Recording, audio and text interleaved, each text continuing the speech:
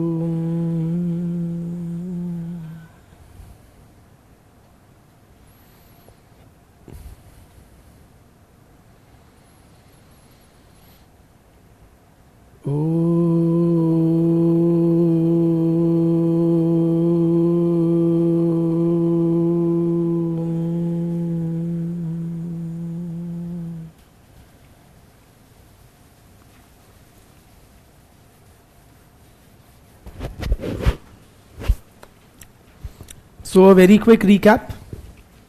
Yeah, Betty.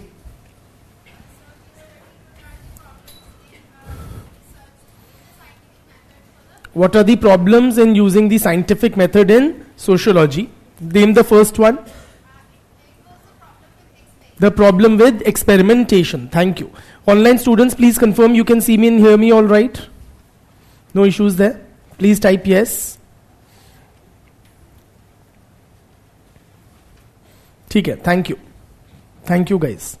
So, who will, brother, will you elaborate on the problem of experimentation? Yes, the one in the cap.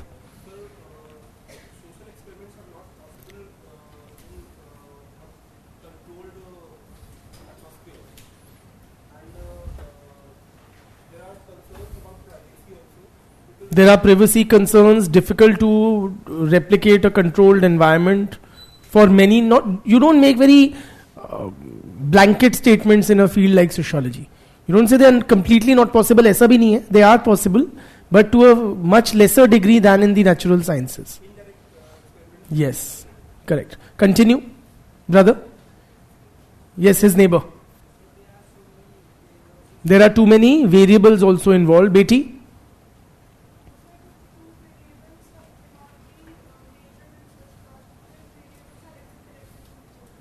Variables are also interconnected with each other.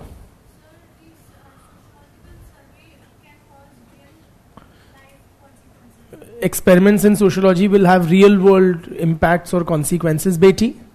Yes. Yes. Tell me other issues with using the scientific method in sociological research. That was stated already.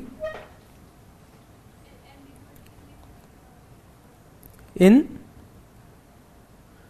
पढ़ के बोला तो क्या बोला पढ़ो but घर पे पढ़ो ना did you revise no you didn't brother problem of quantification and measurement can you build on that slightly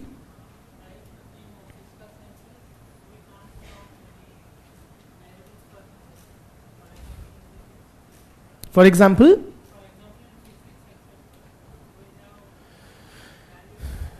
Yes. In the physical sciences, we have very definitive standardized units of measurement, which this discipline lacks. Great. Brother? Problem of generalization, which is what?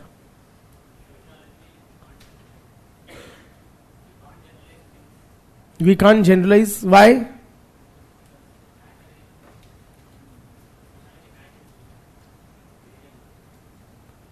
What do you mean by that? That matter is variable?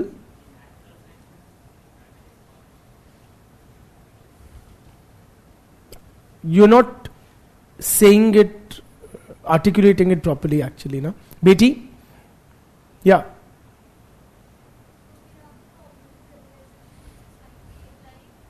In sociology. In sociology.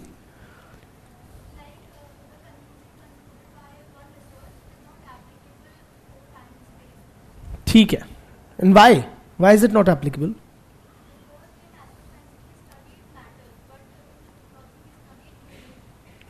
So ठीक है. So the human behavior is greatly varied. हाँ, ठीक है. Then brother, yes, raise your hand. Yes. Problem of facts, values, and objectivity. Define objectivity for me.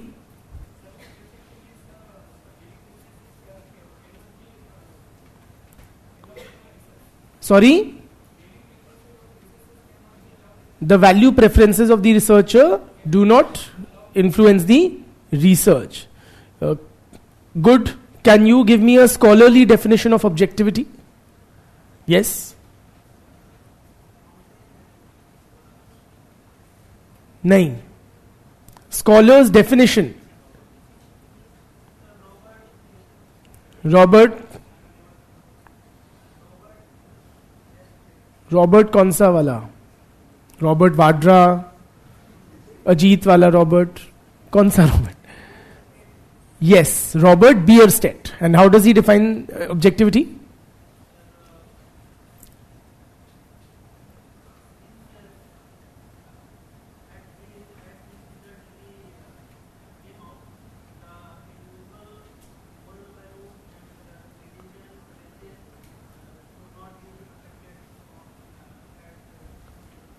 Should not affect the research. Whose? The subjects.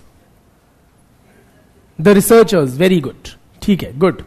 Then what are the different views on the question of objectivity, brother? Yes? First class only. Okay. Brother? Yes, at the back. Yes. What are the different positions on the question of objectivity in sociological research? What is the positivist view?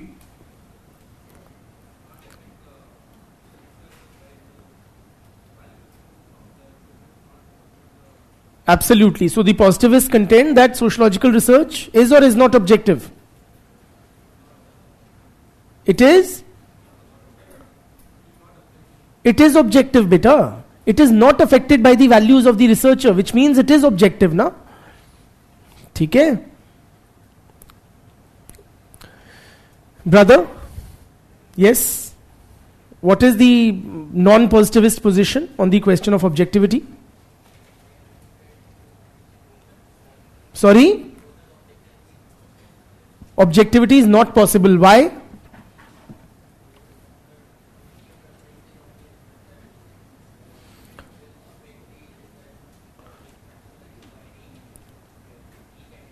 Value preferences of the research affect the research at its each and every stage. Absolutely correct. Can you, yes, tell me the names of some non-positivists who have spoken about this or we discussed in this context? Derek Phillips or Alvin Goldner? हाँ, A Goldner. ठीक है, good. But पूछा तो इनसे था.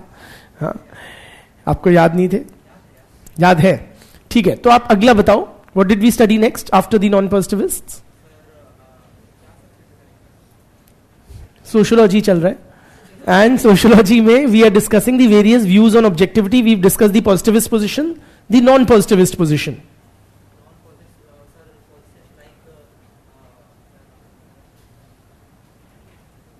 Brother? Yes. Weber. What does Weber say, brother?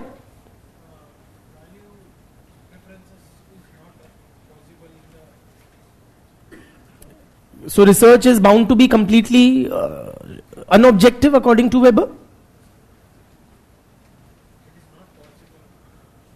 His position is more nuanced than that, no? He is not a non-positivist entirely on this question of objectivity. What is Weber's position? In Weberian approach, he suggests that in choosing a topic, Yes. you are bound to be inclined by your values, preferences. But why In the absolutely correct. In the selection of the topic of research, one is bound to be affected by one's own background and inclinations and value preferences. But value and rely on data. ठीक है, but after the selection of the topic, the subsequent steps the researcher should make a very concerted effort to keep his values aside, right? And how do you do that? And what are the terms we use, Beti?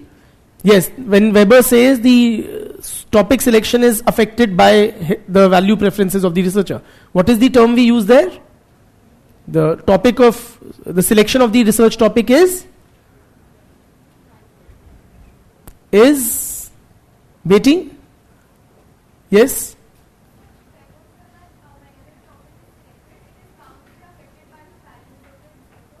And he uses a phrase for that. It is value, the selection of the topic is value relevant. Is value relevant. Yeah? And the subsequent process is, Beti? It's value neutral. You're right, but the phraseology is it's value neutral. Okay? One should strive to be value neutral. Great. Then we discuss the views, Beti, of critical researchers who say what? Sociologists should have value preferences. Why? Why? Why should you? Why should you be biased?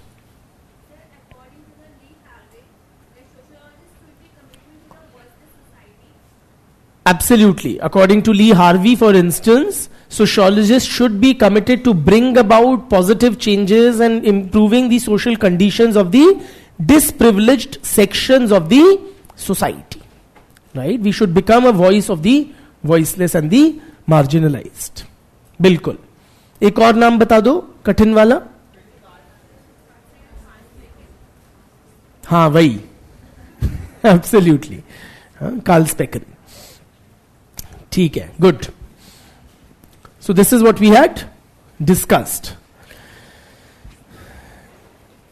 Any doubts first from the online students and then I'll come to the classroom students. Online students, can you please explain the difference? Can we stop the crosstalk, Bitiyas? Can you please explain the difference between caste, creed, class and race? Okay. I'll give you a very rough and ready English type meaning of these terms. The sociological meaning, the detailed meaning of some of these terms we'll be discussing later. But just a ready reference. What do you mean? What is the difference between, say, caste and class? Caste is what we have in Indian society, right? In Hindi it is called jati, right? And like my caste is baniya.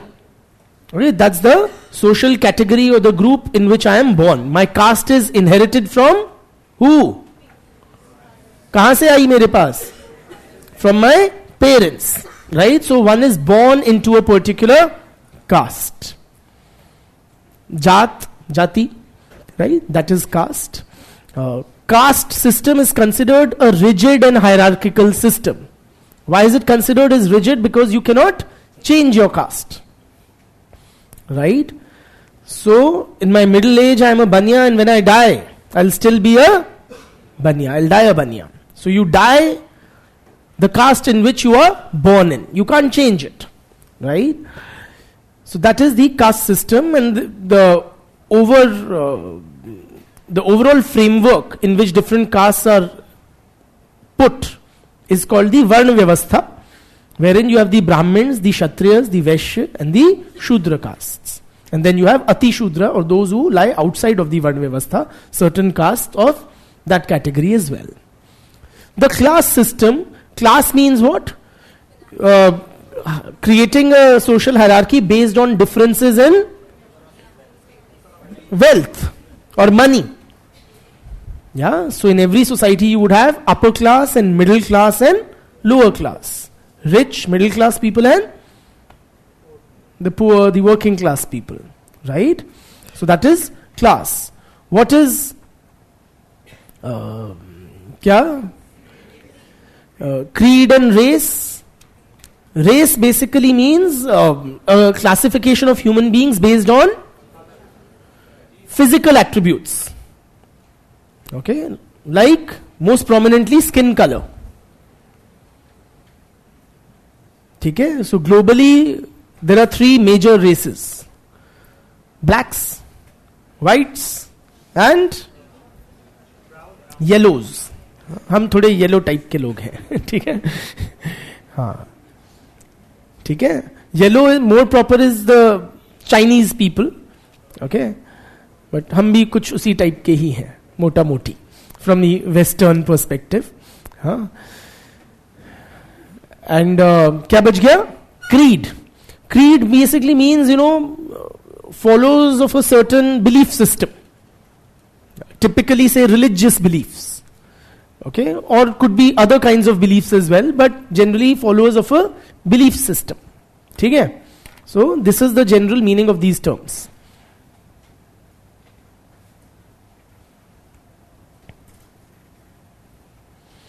Hi Ram, very difficult question. Can Weber's position on positivism be compared to Buddha's middle path doctrine? So I wouldn't dare to compare a Weber with a Buddha, right? Simply because of the difference in their social impacts. And the Weber was an academician, right? He died, he suffered for a very long period of depression, and यही सब था उसके जीवन में. He was an academic and a bureaucrat at best, right? Buddha's impact on society is far more profound, so the two are incomparable. Only to a limited extent we can say that Weber does lie somewhere between extreme positivism and extreme anti-positivism. Only to that limited extent we can say that yes, or he is termed as a as the starting point of anti-positivist thought. Okay, because he did not completely discard the scientific method, but he said it is not alone sufficient to understand society. ठीक है? पर बुद्धा तो नहीं ही बोलेंगे उनको हम.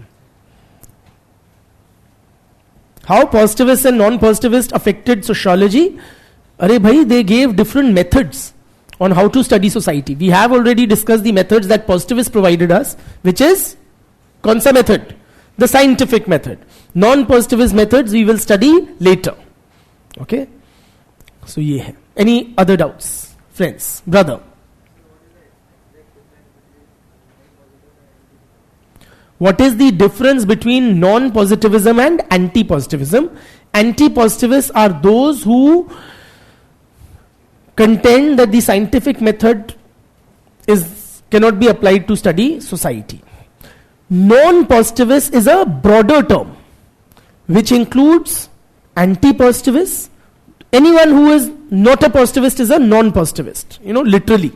So non-positivists include anti-positivists and something called post-positivists, which we have not yet discussed, but we will at a later stage. ठीक है? So yeah. Brother?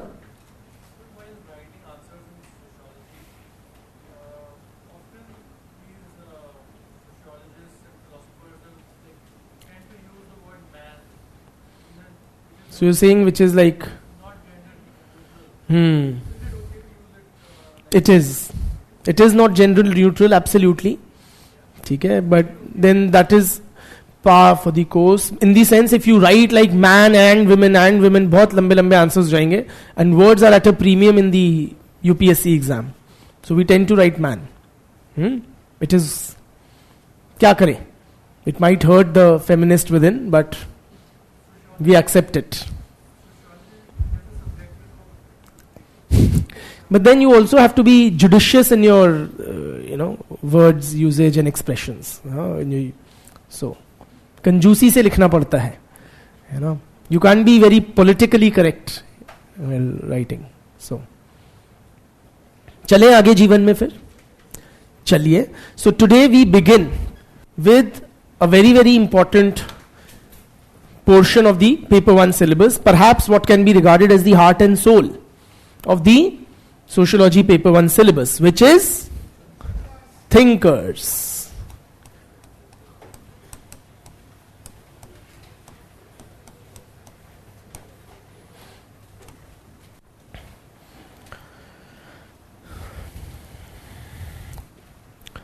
in our sociology paper 1 syllabus, there are 6 thinkers.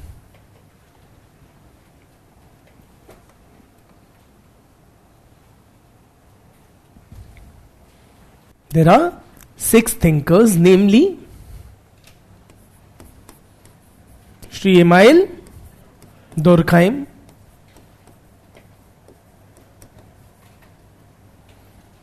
Sri Karl Marx, Sri Max Weber. See, you guys have developed such a dosti with these guys, you're on first name basis. Yeah? Sri Talcott Parsons,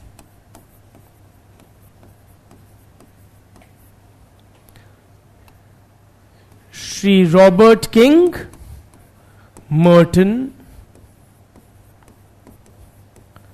and Sri George Herbert Mead. गलत हो गया.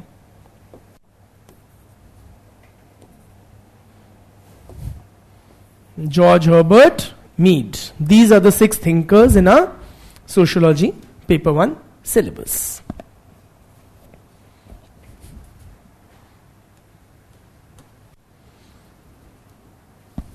ठीक.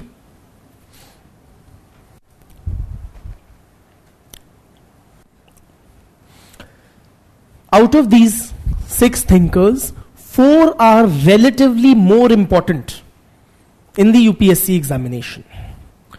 More important in the sense you expect more questions of greater marks from these 4 thinkers, namely Durkheim, Marx, Weber and Merton. Relatively, Parsons and Mead have lesser importance or weightage in the exam. So you would expect fewer questions and of totally fewer marks from Parsons and Mead. Okay? There are also fewer topics under their respective heads. In the other 4, you have more topics, more content. Okay? Nevertheless, we will be discussing all 6 of them. Thank you. All 6 of them at in sufficient detail, right? Whatever topics are mentioned in the syllabus. ये नहीं है कि हम 2 छोड़ के चले जाएंगे. Never.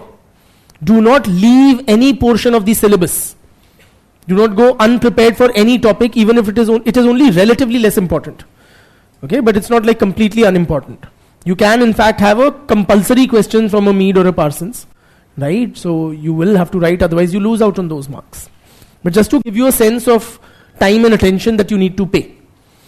Also, 3 of these guys belong to the same school, the same line of thought, the same theoretical perspective. Namely, Durkheim, Parsons and Merton. Durkheim, Parsons and Merton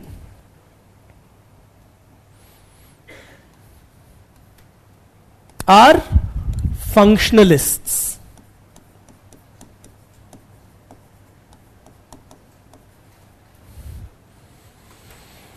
Their theory is called functionalism.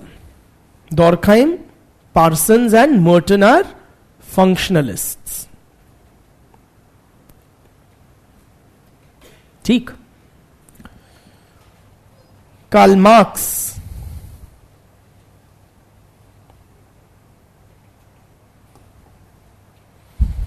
his perspective is known as conflict theory, or he's a conflict theorist.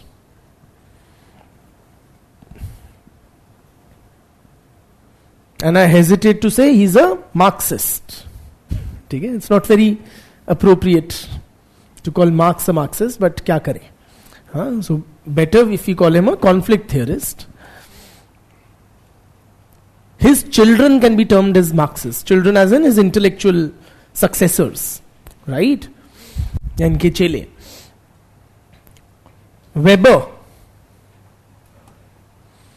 Weber's writings are termed as interpretative sociology.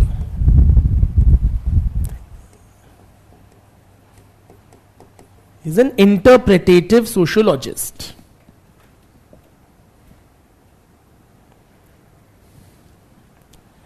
ठीक है, कौन बच गया? Mead. Mead's theory is called symbolic interactionism.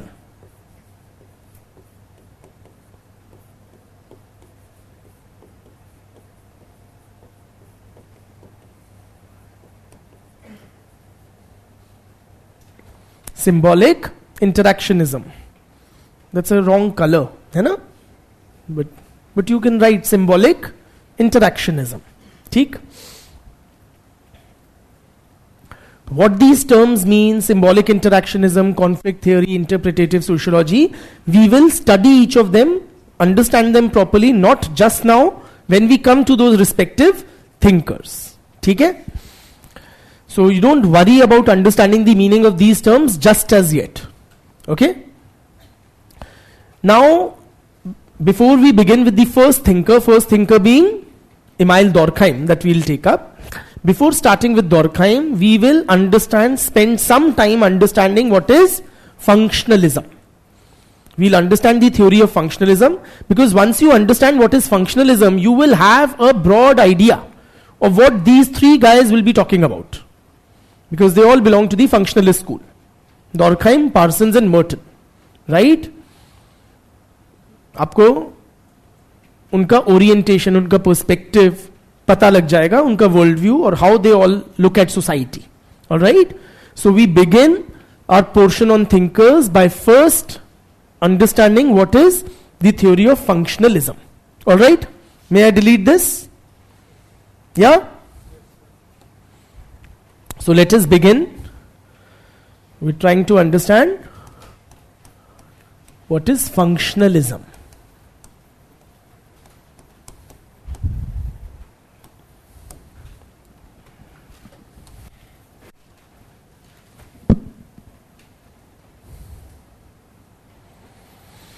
One student is commenting, is not the concept of race outdated and no longer in use? That is, I would say, somewhat correct. Okay, but I will not be able to do justice explaining it at this juncture. We will discuss that at a later stage when we come to it. But it has been a popular classification of human beings, should I say. Chaliye, coming back to the theory of functionalism. All of these, friends, when we say conflict theory, functionalism theory, symbolic interactionism, these are theories. What do we mean by when we, say theory? When we say theory, basically it's an explanation of the social world. It's it is how these guys understand or interpret the social reality. Are you with me? So functionalism is a particular way of understanding and explaining social life, or what we can say simply it's a theory. Are you with me? दुनिया को, समाज को समझने का एक नजरिया, एक तरीका है. Alright? So what is this theory of functionalism? I'll dictate also. Okay? But first we try to simply understand. It's something very basic and something we have already been somewhat exposed to during the previous lectures. Not using the term functionalism, but we have been exposed to functionalist ideas already. So functionalism theory, what it says, friends, that in any society, in every society, there exists what they call a value consensus. In every society there exists a, मैं dictate भी करूंगा अलग से, there exists a value consensus. Meaning what? The members of the society, in any given society, the members of the society broadly agree upon the basics of life. They agree upon what is worthwhile and what is not. What is valued. We have understood this term value earlier. Right? Like we discussed, in Indian society, there is a value of collectivism or familism. In American society, it is individualism. In other words, in America, individual is considered more important than the society. In India, it is the collectivity which is considered as more important than the individual. So, in every society, there are certain shared values, or there is a value consensus. And this value consensus is very important. Why is it important? Because if we don't agree on the basics, we will not be able to live together. For us to be able to live together in a state of, we live together how? Broadly, social life is characterized by peace and harmony, cooperation between the members of the society. Are we all at each other's throats all the time? No. If you observe daily social life, you will find members of the society cooperating in various ways. Yes or no? So social life is based on a certain value consensus. For example, let me take a very petty, everyday example. You go to a shop and you purchase something, a packet of chips or anything. Now, before you make that purchase, you hand them over a 10 rupee note. Yes? Now, aren't you scared that what will happen to my 10 rupees? What if he doesn't hand me over the packet of chips? No. You're not really bothered about that thought. Would have never crossed your mind. Why? There is a certain value consensus on honoring one's side of the bargain in a society. Are you with me? So it is expected, unstated, but it goes without saying that the transaction between a shopkeeper and the customer is what? The customer gives money, the shopkeeper provides him the promised goods. Simply. And both parties, without knowing each other, they keep their respective part of the bargain. Are you with me? So in every society we agree upon the basics. And that helps to regulate social life. That helps us to coordinate our tasks, our lives. We are dependent on other members of the society. We aren't like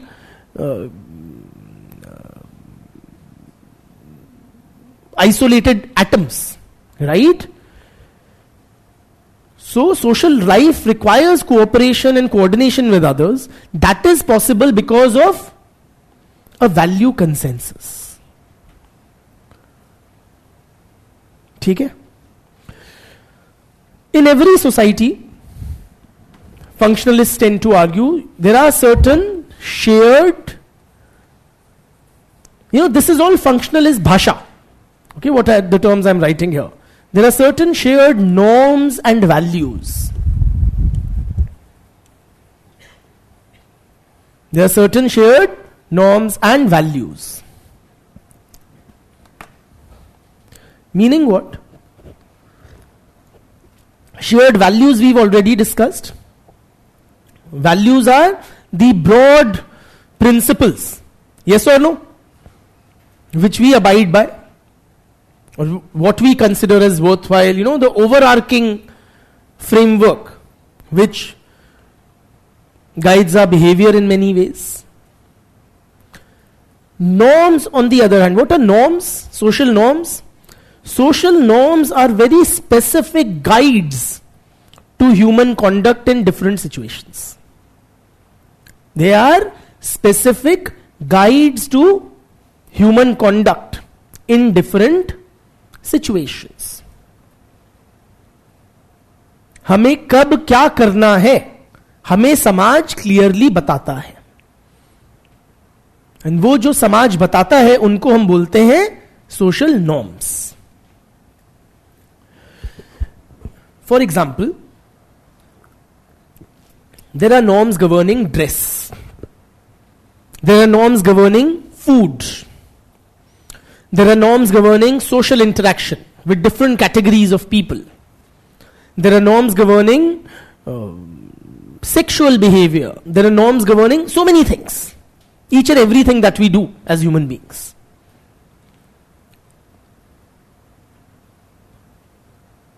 Norms. So for example, what are the norms governing dress?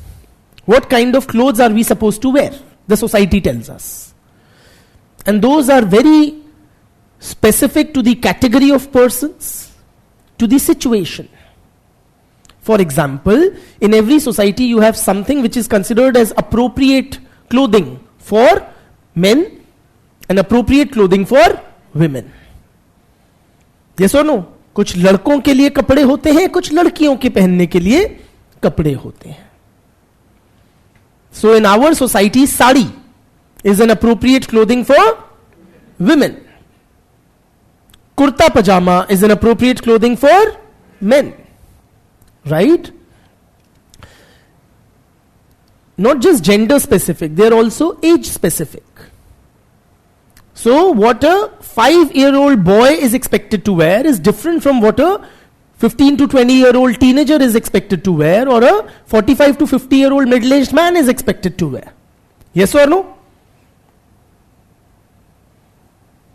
Clear?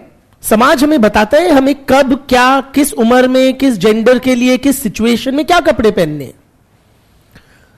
The clothing that we wear is also, say, situation specific. You would wear, say, a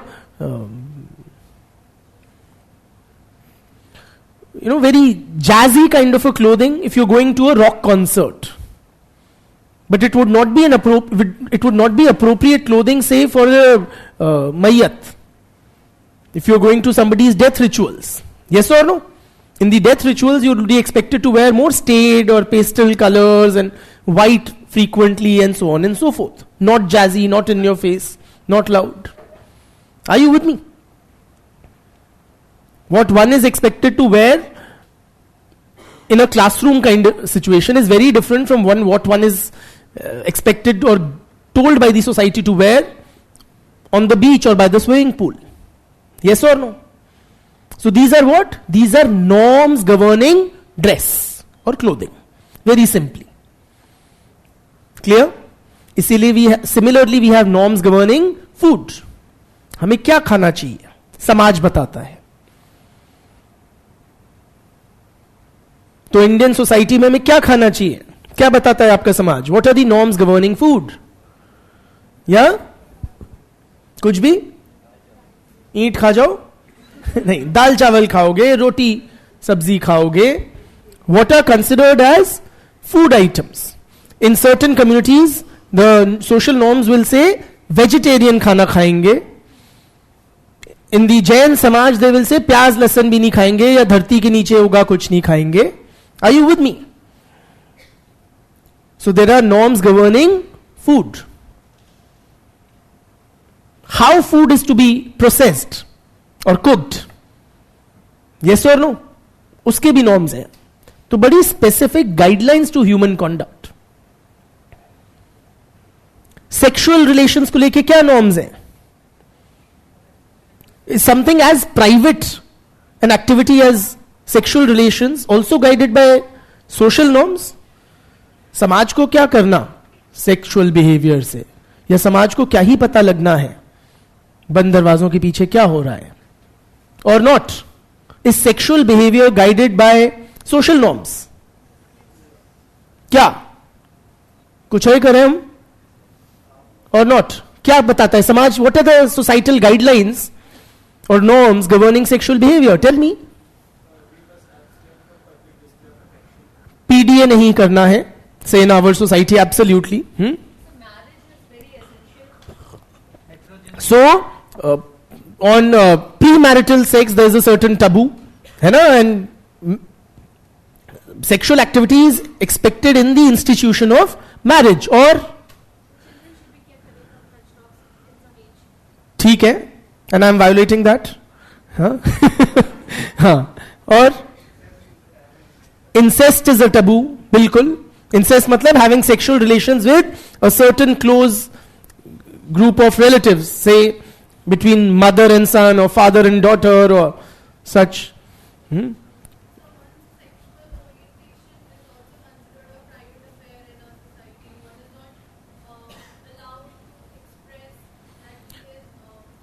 The society prescribes heterosexuality simply.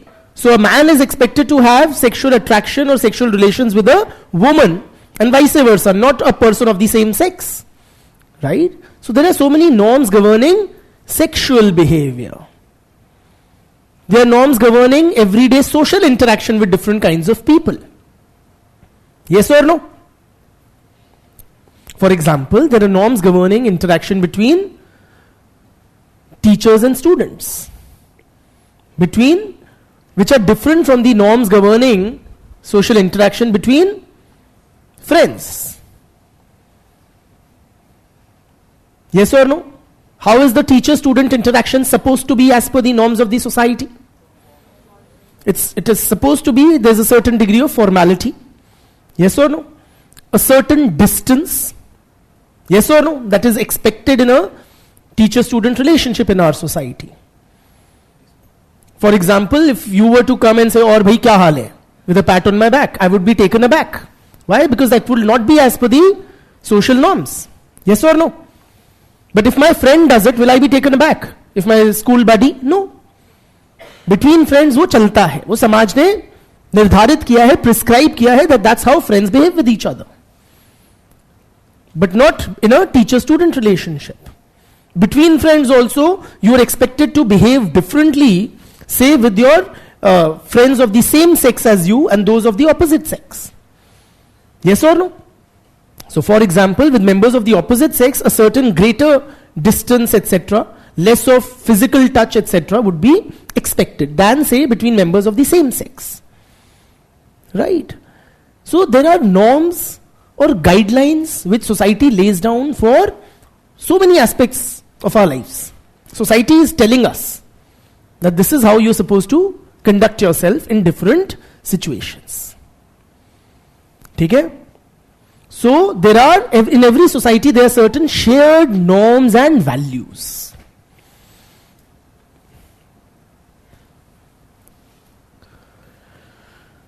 Now these shared norms and values are internalized by all the individuals or the members of the society. हम सब ने समाज के norms क्या होते हैं? समाज के बताए गए तौर तरीके. सिंपली तो जो समाज के बताए गए तौर तरीके हैं, हम सब ने घोटी करके पी लिए हैं, घोट के पी लिए हैं. कैसे? How have we internalized the shared norms and values of the society? Through the process of socialization. Through the process of socialization. क्यों नहीं चल रहा? अरे, I got it. One sec. Through the process of socialization.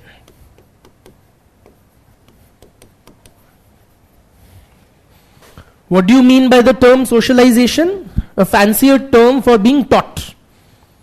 Right? So we all have been taught the ways of the society. We have been taught that what is the appropriate kind of clothing for your gender, for your age, for various occasions. We've been taught by the society what is considered as acceptable food item in our society and in our culture. Yes or no? We've been taught how to behave with elders, how to conduct ourselves with the opposite sex, with the same sex, with teachers, with relatives, and with bosses. All of that. Yes or no?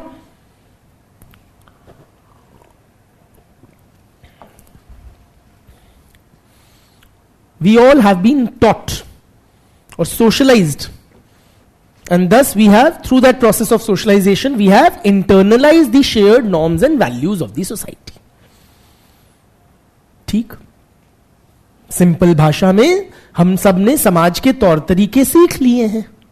और हमें किसने सिखाए हैं? What are the agencies of socialization? Who has socialized us? Who has taught us? Yeah? Previous generations only? Yes. So it could be family. It could be friends. We pick up so many things from friends. School or the education system, mass media, religion. All of these are various mechanisms, agencies through which individual members of the society are taught or socialized into the shared norms and values of the society. ठीक? क्योंकि हम सब ने समाज के तौर तरीके सीख लिए हैं, तो हम उनके हिसाब से जीते हैं उन सबके हिसाब से अपना जीवन व्यतीत करते हैं. Given that we have all internalized the shared norms and values, we behave accordingly. ठीक. बट कुछ लोग होते हैं टेढ़े. There may be erring individuals in every society who do not adhere to the shared norms and values of the society, who do their own thing, who do something different from what the norms and values of the society prescribe. What happens to these people? Suicide? Punishment, absolutely. So there are various ways of social control.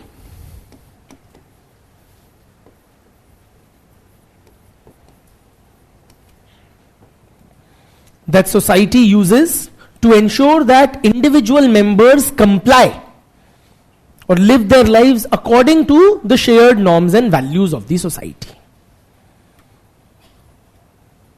Okay? For example, say the norm governing sexual behavior is heterosexuality. But if you find out that your friend is homosexual, फिर क्या होगा? क्या होगा? Boycott हो सकता है और खिल्ली उड़ सकती है. Yes or no?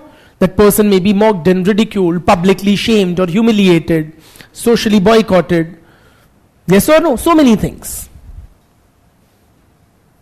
These serve as very effective ways of social control. Clear?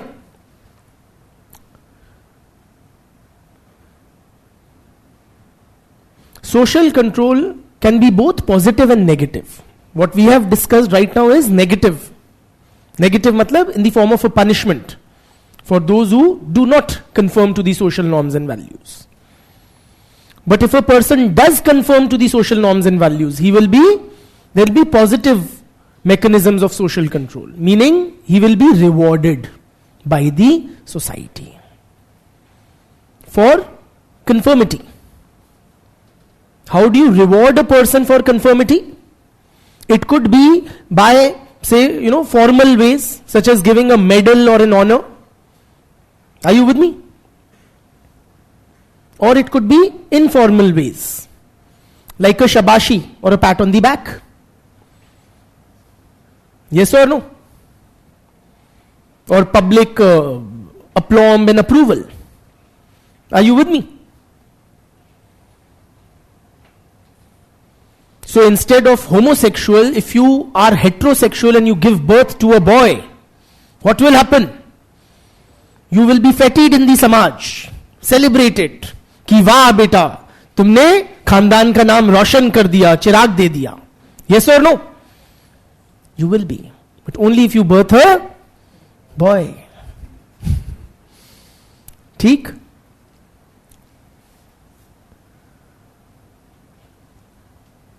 A heterosexual marriage, the samaj literally celebrates with dhol nagade and naach gana and party shati. Yes or no? That is the samaj giving its stamp of approval or a positive reinforcement to the conformist individual. Clear?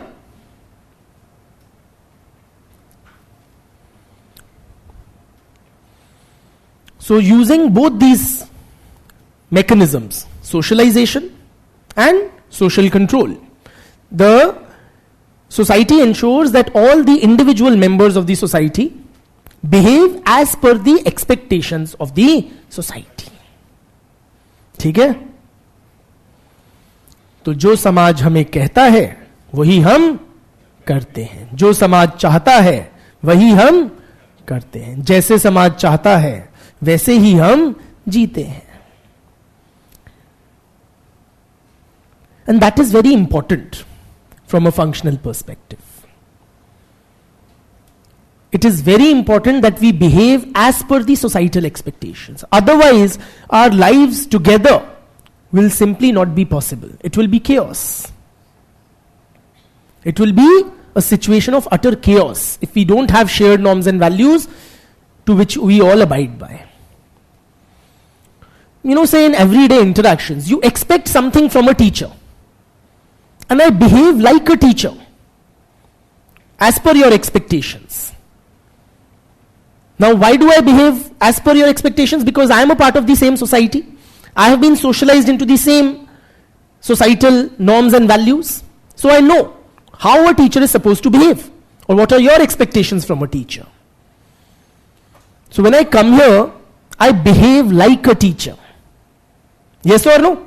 You behave like a student. If I were to behave in a very arbitrary manner,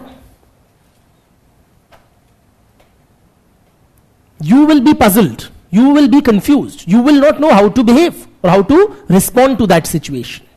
Yes or no? So आपको पता है teacher का कर्तव्य क्या है, teacher का conduct कैसा होना चाहिए, मुझे भी वही पता है.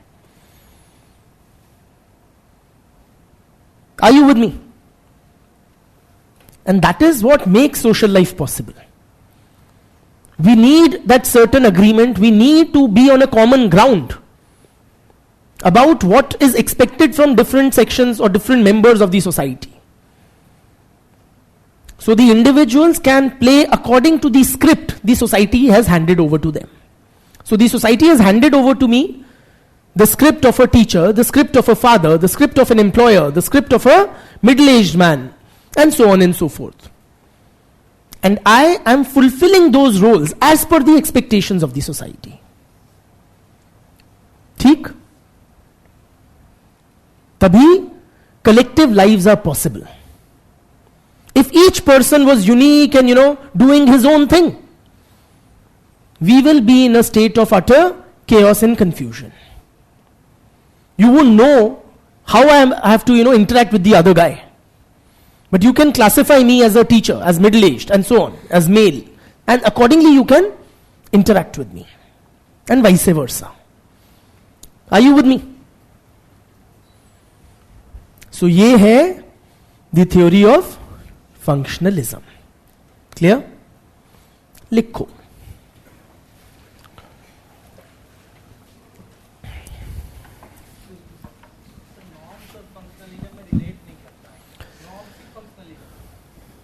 His question is, how are norms related to the theory of functionalism? The norms are the guides to human conduct.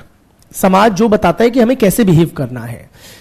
Theory of functionalism says that social norms are shared amongst all the members of the society. All of us in a given society internalize the same shared norms. In other words, let's take an example. You and I, we have the same expectation, same understanding of what a man is supposed to wear or a boy is supposed to wear in our society, right? And that is what facilitates or helps to have smooth, peaceful, orderly social interaction. Functions क्या है मैंने अभी समझाया नहीं है, समझाऊंगा as we proceed, ठीक है? But shared norms हैं, that is why we are able to interact in an orderly fashion. Norms कुछ नहीं है, समाज के बताए गए तौर तरीके हैं. They are the shared norms. Shared है मतलब कि all the members of the society internalize the same norms due और through the process of socialization. Okay, I hope it is clear. पूछो. समाज, हर समाज में कुछ शेयर्ड नॉर्म्स होते हैं, अर्थात समाज के लोगों में एक कॉमन अंडरस्टैंडिंग होती है what is expected in terms of food or dress or interaction, sexual behavior, everything amongst its members. And functionalists say this is very necessary for the members of the society to be able to coordinate their tasks or activities or interactions, right? Agar norms hamare, we don't have shared norms, then how will we interact? You would expect a teacher to be wearing formals, and if I come here in some odd clothing, you will be taken aback. Yes or no? So that will be very jarring, very disturbing for you as an individual member. So we have shared norms, and that is why we are able to smoothly interact. No, I am dressed as per your expectation. I am behaving as per your expectation. Everything. ठीक है? चले quickly.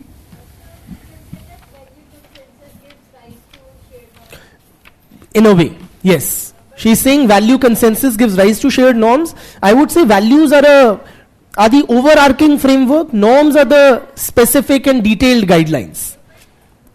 Like, we are so modernized nowadays, but still the norms we are using for the society are so backdated. Like, how we can say that they are shared norms? Norms and values also change with time. So the norms and values of our Indian society, for instance, are in the process of in a state of flux. For example, while discussing or comparing Indian and American society, we said there is a values of collectivism in India and individualism in the West. But tell me, isn't the value of individualism also very rapidly creeping into Indian society? And we also becoming increasingly individualistic and seeing it as legitimate. Forget everywhere else in your constitution. It is premised on individualism, on the liberties of the individual, rights of the individual. Yes or no? So the unit of this thing in the constitution is the individual. It encourages or promotes that what we are terming as a Western value. So values and norms change, beta. ठीक है? चलिए चलिए चलिए चलिए ठीक है? क्या लिखा है अभी तक बेटा? Functionalism. Very good. The theory of functionalism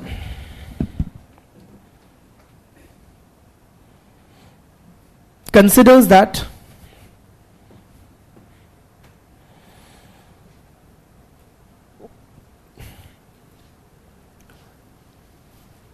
there exists a value consensus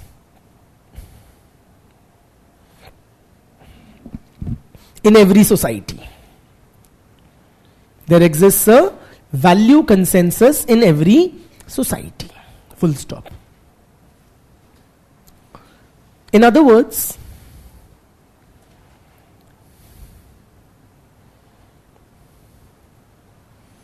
there is a broad agreement amongst its members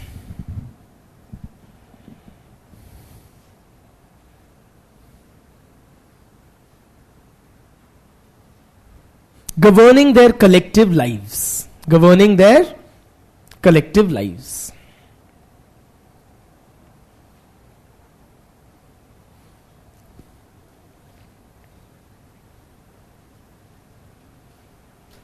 I repeat, in other words, there is a broad agreement amongst its members regarding their collective lives. Full stop. Social life is based on shared norms and values.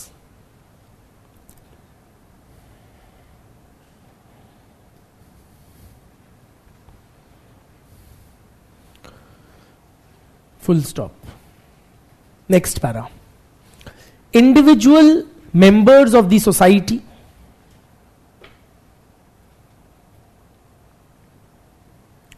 are taught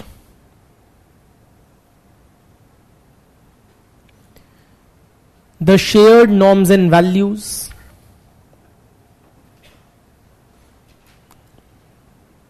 I repeat, individual members of the society are taught the shared norms and values through the process of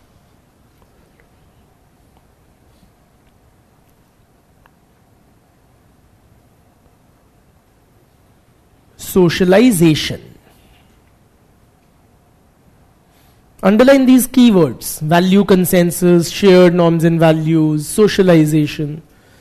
So when you're writing an answer on functionalism or of a functional theorist, you can use these jargons. Okay?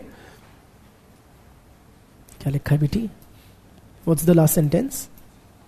Individuals member of the society are taught the shared norms and values through the process of socialization. By various agencies, continuing the same sentence, by various agencies such as the family, education system,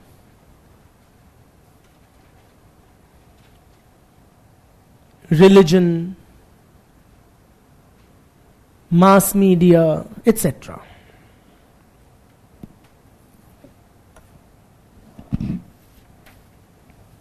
ठीक है. Next para. The society ensures that the individual members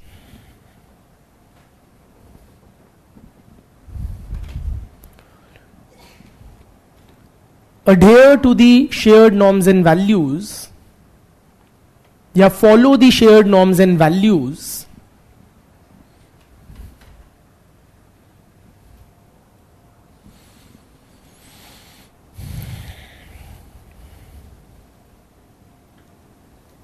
using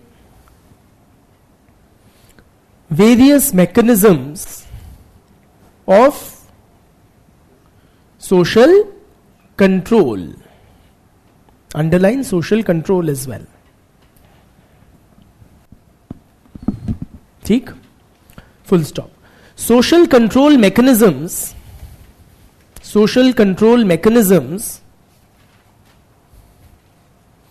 may be positive or negative.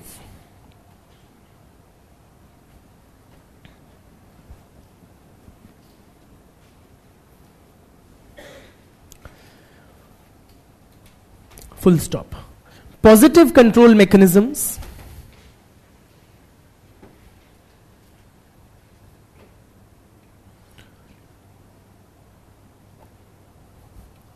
reward individuals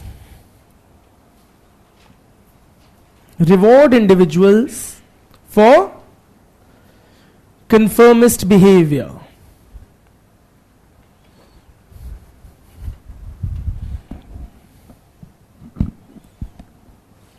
While negative mechanisms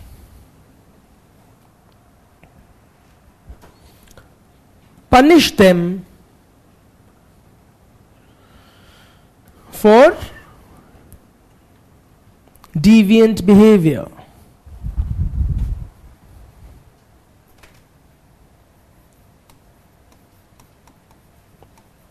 Deviant means non-conformist, that does not conform to the expectations of the society or the norms and values, all right, or errant behavior, right?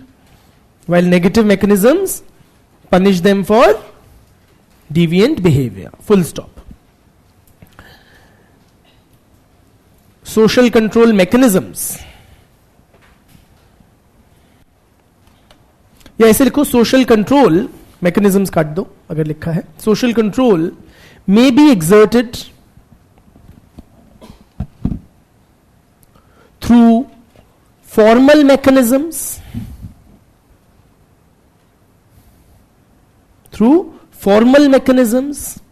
such as law and administration. For example, earlier homosexuality was a criminal offense in India. So a person engaging in homosexual unions could be punished by law, right? Now it's been decriminalized. Such as law and administration. Social control could be through formal mechanisms such as law and administration, or through informal mechanisms such as, क्या कानून नहीं है, अब तो homosexuality legal है, but क्या अब भी society will tend to punish it in some way? How? Through social boycott, informal mechanisms like social boycott, absolutely isolation, है ना, ridicule, etc.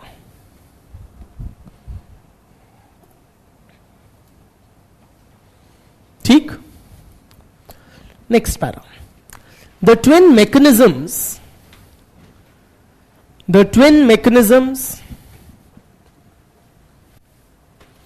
of socialization and social control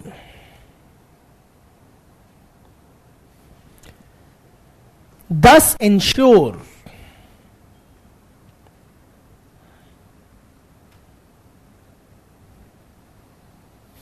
that the individual conforms to the expectations of the society.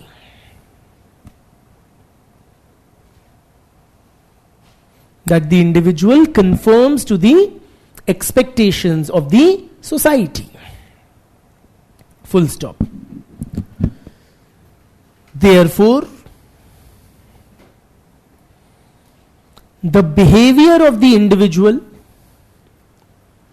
in the society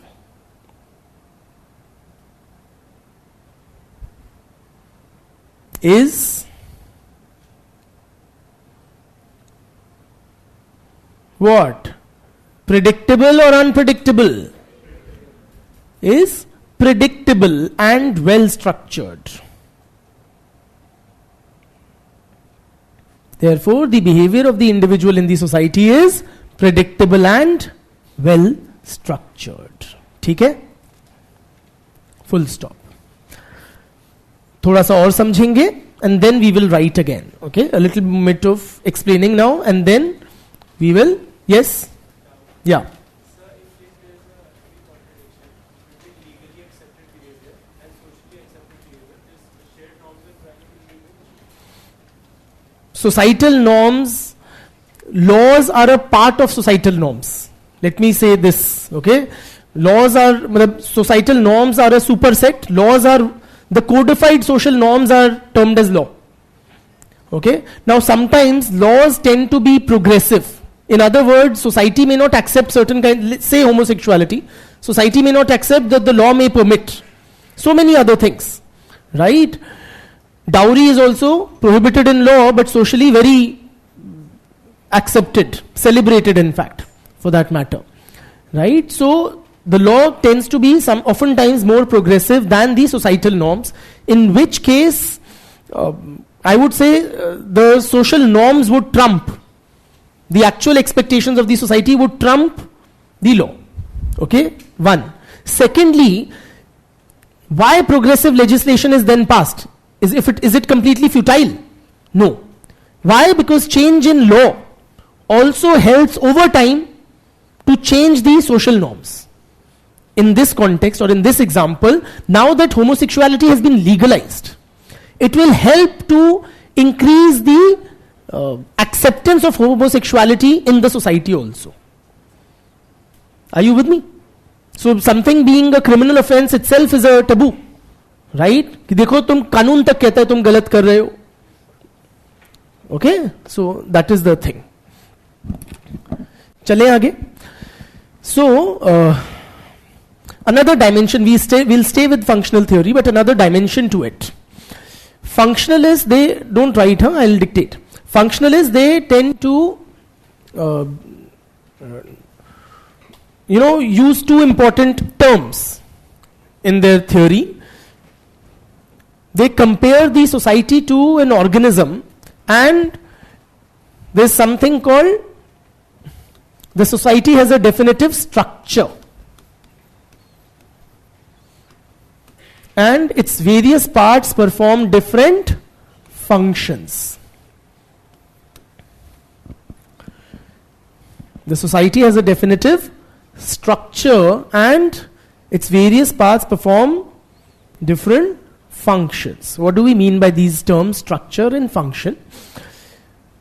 The word structure, okay, what does it mean? English language, forget sociology. In normal English, what do you understand by the word structure?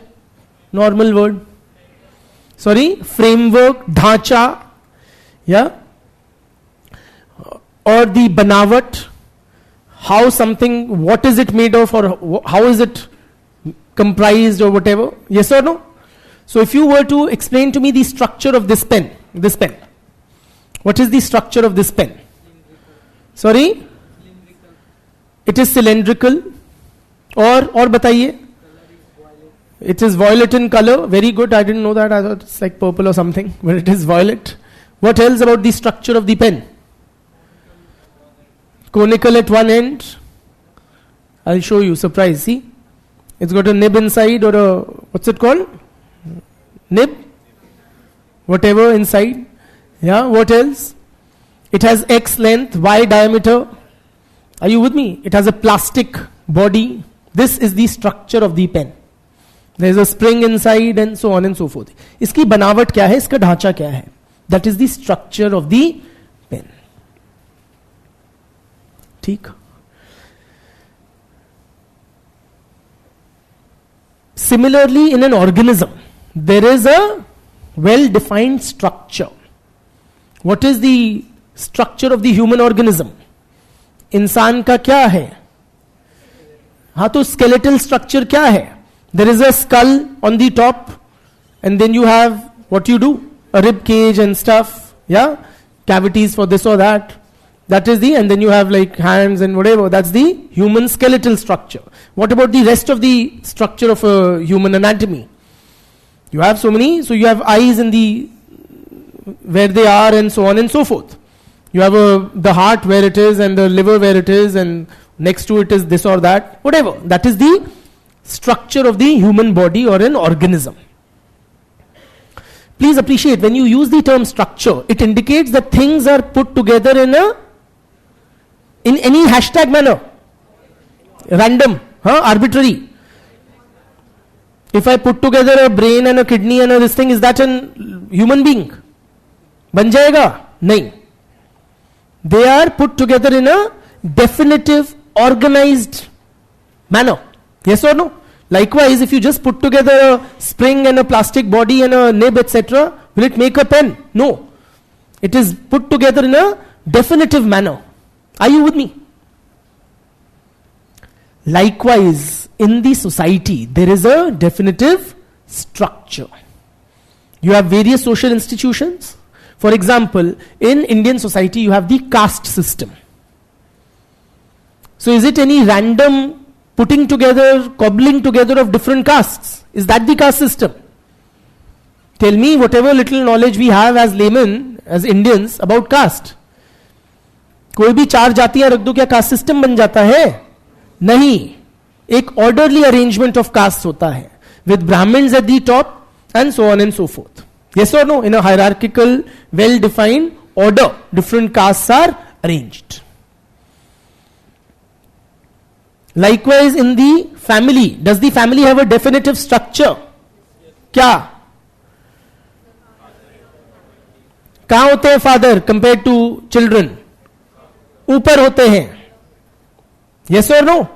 और grandfather उनके भी ऊपर होते हैं in a joint family. Are you with me? Mother कहाँ होते हैं? vis-a-vis the father. Side wide में नहीं होते हैं.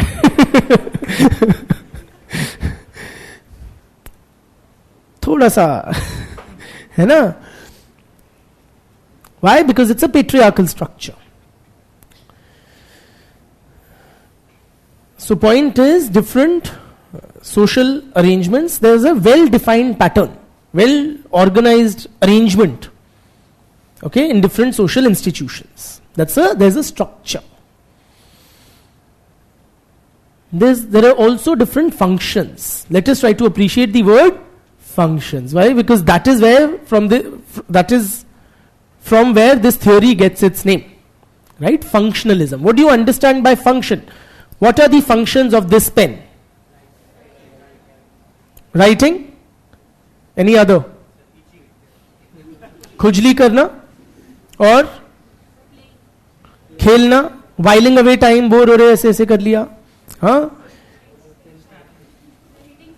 हिटिंग समवन, हाँ, लड़ाई करना, ईव टीजिंग, लड़की के ऊपर फेंक दो, लड़की छेड़ दी. Are these the functions of the pen? Is itching? The pen can be definitely used to itch, to do khujli. But is doing khujli a function of the pen? Does that gel, intuitively? Huh? Is it a function of the pen? What is the function of the pen? It is to write. In other words, friends, function is not anything and everything that this thing can be used for. Function is the primary purpose for which it is created. The main purpose which it serves. Yes or no? The reason for its existence is its function. Are you with me? This pen was made not to itch or eve teasing or use as a trajectory or whatever. It was meant for writing. So the function of the pen is writing. Other things are incidental, ancillary, for which this pen may also be used. But the function is the primary purpose which it serves. Likewise, in the society se pehle, in the organism, different parts of an organism perform different functions. We possibly have discussed this before. But at the cost of repetition, you tell me, what are the functions of the different body parts? What are the functions of the eyes? To see. What are the functions of whatever? Heart is to pump blood. Ear is to hear. Tongue is to speak and to produce saliva for digestion, aiding digestion and all that. All of that. Okay? So these are the different parts, different functions of the different parts of an organism.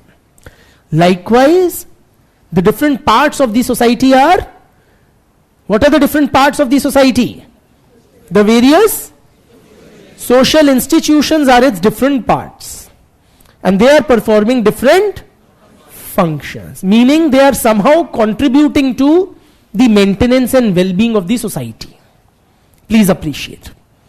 Just like different body parts are contributing by whatever they are doing, they are contributing to the survival and well-being of the organism. I need eyes and eyes are helping me see, which helps me to live. Yes or no? The stomach is doing its thing which helps me to live and survive and sustain and grow. Are you with me?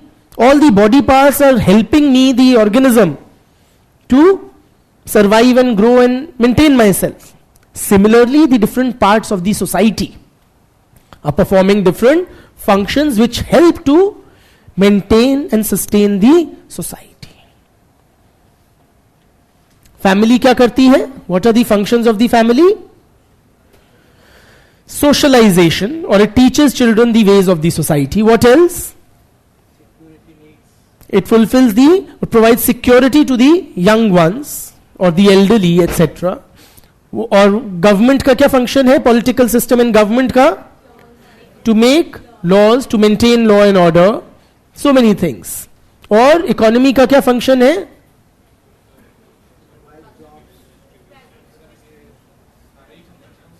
सारे ही function है उसके तो. Let's be more specific than that. Economy का क्या function है? Circulation of money is a medium ना, मतलब allocation of resources is a much better way to put it, है ना? Sorry? To produce and distribute goods and services, simply. We need some mechanism कि shirt बने, खाना होगे, चप्पलें बने, टीवी बने, सब चीजें बननी चाहिए और फिर लोगों में उसका लोगों तक पहुंचनी चाहिए. उसका एक माध्यम या उसका एक जरिया प्रोवाइड करती है the economy, right? So these are what are the functions of religion? क्या करता है religion बेटे? Sorry? Teaches social norms. So socialization, of course, is one of the functions of religion. Provides hope. False hope? False hope but hope. Okay, it gives people a sense of purpose. So it answers the big questions. Existential questions. क्यों आए? कहाँ जाएंगे? यहाँ पे क्या करना in the meanwhile? All of that. Helps to maintain social control. Gives a sense of identity, very importantly. All of this, है ना? These are the various functions of religion. So different parts of the society or different social institutions are performing their respective functions, meaning they are somehow contributing to the maintenance and well-being of the society as a whole. ठीक? तो लिख लो. Next para. From a functionalist perspective,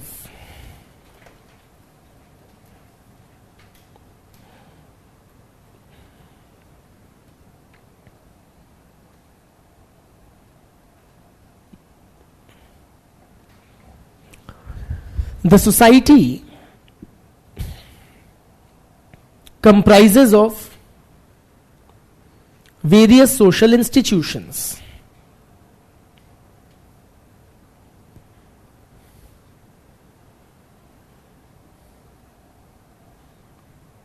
Full stop. These institutions are like the different parts of the social organism, या society. Different parts of the social organism. When you use that term social organism, you are drawing that organic analogy. So that conveys, are like different parts of the social organism. Full stop. The different social institutions perform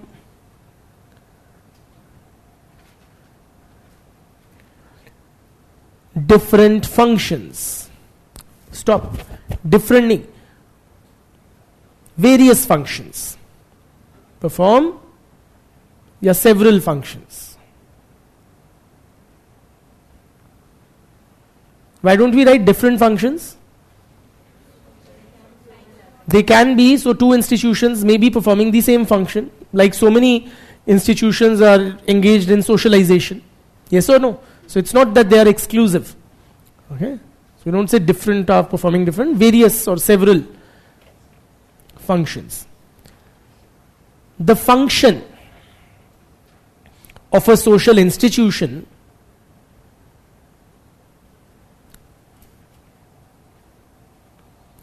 refers to the contribution that it makes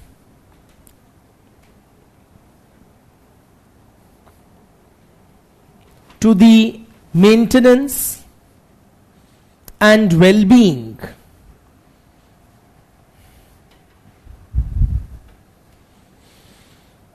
of the society as a whole. Society as a whole. WHOLE. Full stop. Without the performance of these functions, the society will not be able to exist.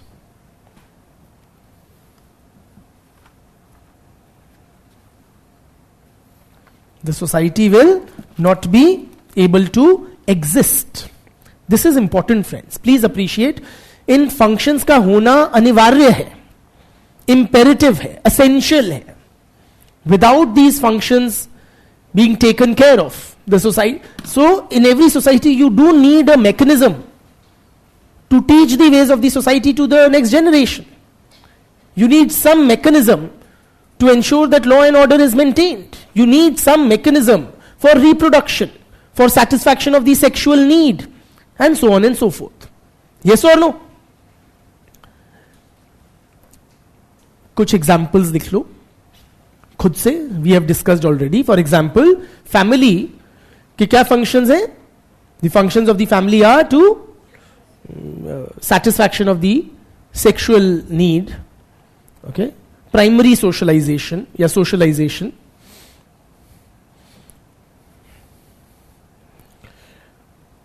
Political system and government के क्या functions हैं? To make laws to maintain law and order, economy के production and distribution of various goods and services,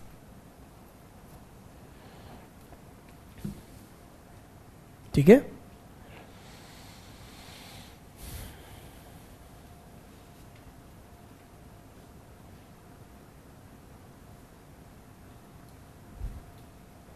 Full stop.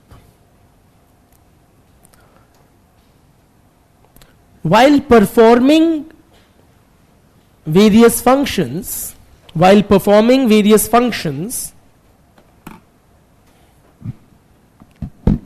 the different parts of the society are, stop, you tell me, they do so in isolation, right? Because when the family does its thing, it has nothing to do with, say, religion or economy or the political system, right? No. Why? Family अगर बच्चे पैदा कर रही है तो उसका political system से, religion से क्या रिश्ता है? Sorry, today's children are tomorrow's voters. Huh? Absolutely. Also, government may lay down policy or promote, say, the small family norm. In China, they had a very strict one-child policy. In India, we don't have strict, but still the government promotes small family norm. The government promotes contraceptive usage, encourages it. Yes or no? So as to bring down the fertility rate and control the overall population size. So many things. Religion might also teach you something. क्या होने चाहिए बच्चे? हाँ, mail above everything else. ठीक है, वरना चिता को आग कौन देगा? It's important. Okay. So there are different social institutions or different parts of the society are interrelated and interdependent.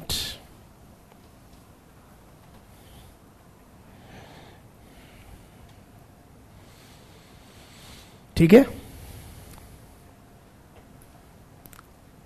Next para. In summary, the theory of functionalism considers that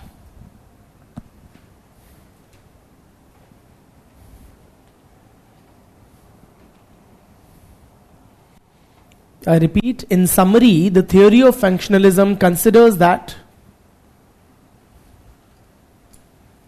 society is characterized by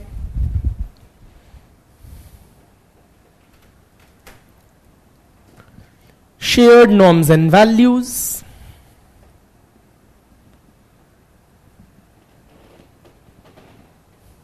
comma, individuals conform to the expectations of the society,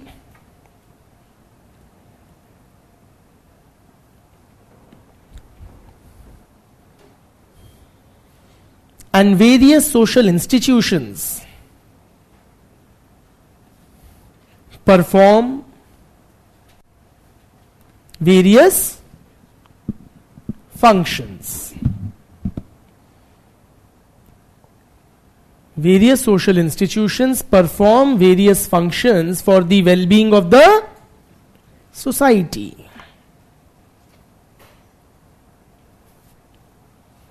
Full stop. Social life is characterized by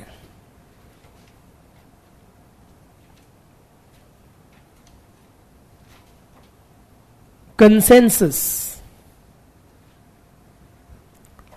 cooperation, coordination, continuity,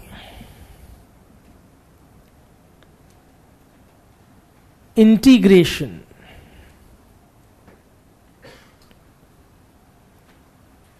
consensus लिख लिया, हाँ, harmony and stability. ठीक. This is the theory of functionalism.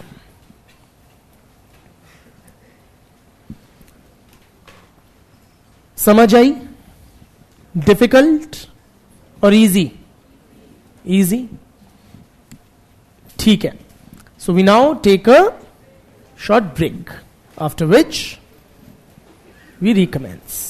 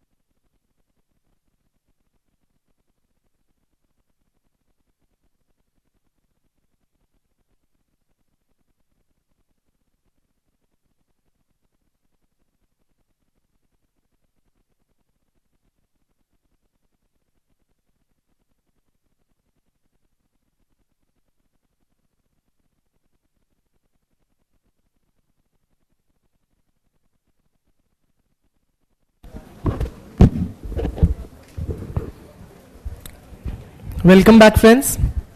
We have a couple of comments or questions.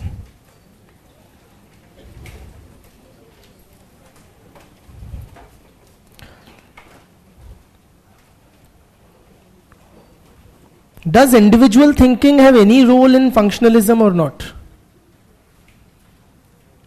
Does individual thinking have any role in functionalism or not? Bluntly, no. आपको सोचने की जरूरत ही नहीं है. क्यों? समाज आपको बता रहा है what you are expected to do. And you and I, we are mere puppets playing out our respective roles.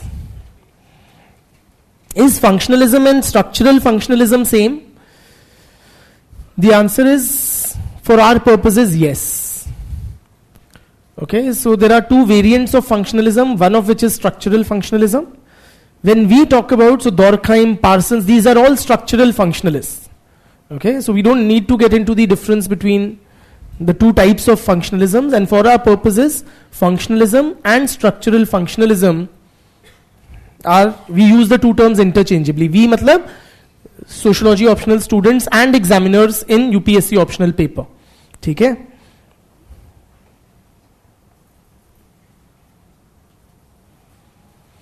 Is society strictly governed by functionalism? That's a very wrong way of framing the question. Society is not governed by academic theories. Academic theories are trying to interpret the nature of social life. And according to functionalists, society is governed by shared norms and values. ठीक है? Functionalism क्या है? ये तो एक academic theory है ना, एक सब्जेक्ट का समाज को समझने का तरीका है, और उनके हिसाब से समाज या जीवन जो है हमारा समाज में, वो समाज के बताए गए तौर तरीकों के हिसाब से चलता है. Right? So that is that. चलिए, tell me, so you understood the theory of functionalism. What do you make of it? Do you like it? Or let me reframe the question. Are you in agreement with the theory of functionalism? Do you agree with it? Yes or no? If you agree, how will we proceed? We need to move on to discussing a criticism of the theory of functionalism. So evaluate it critically, or what is there in it which you disagree with.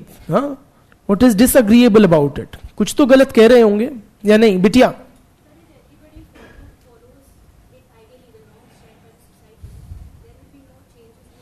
Absolutely correct. There will be no changes in the society.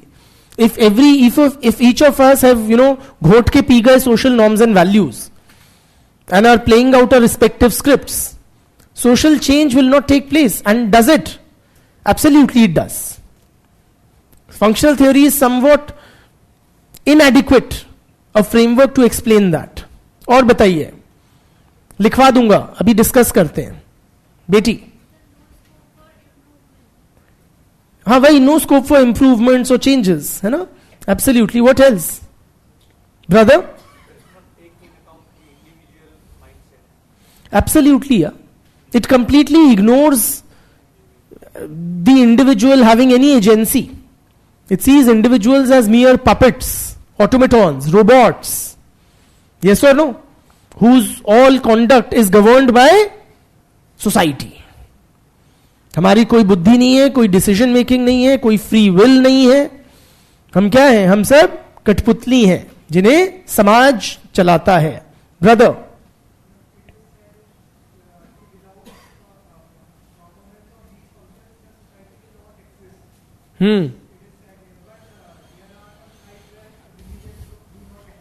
Yes.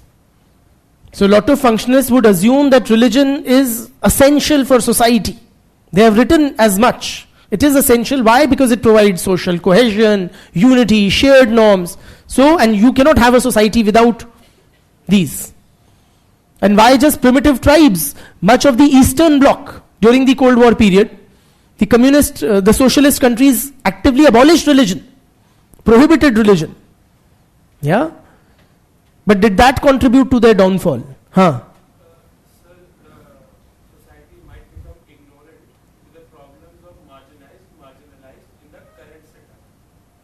I didn't. How is that a criticism of functional theory?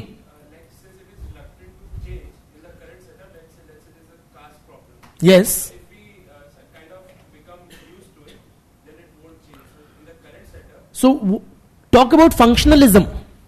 Don't just talk about the society. What's your problem with the theory of functionalism?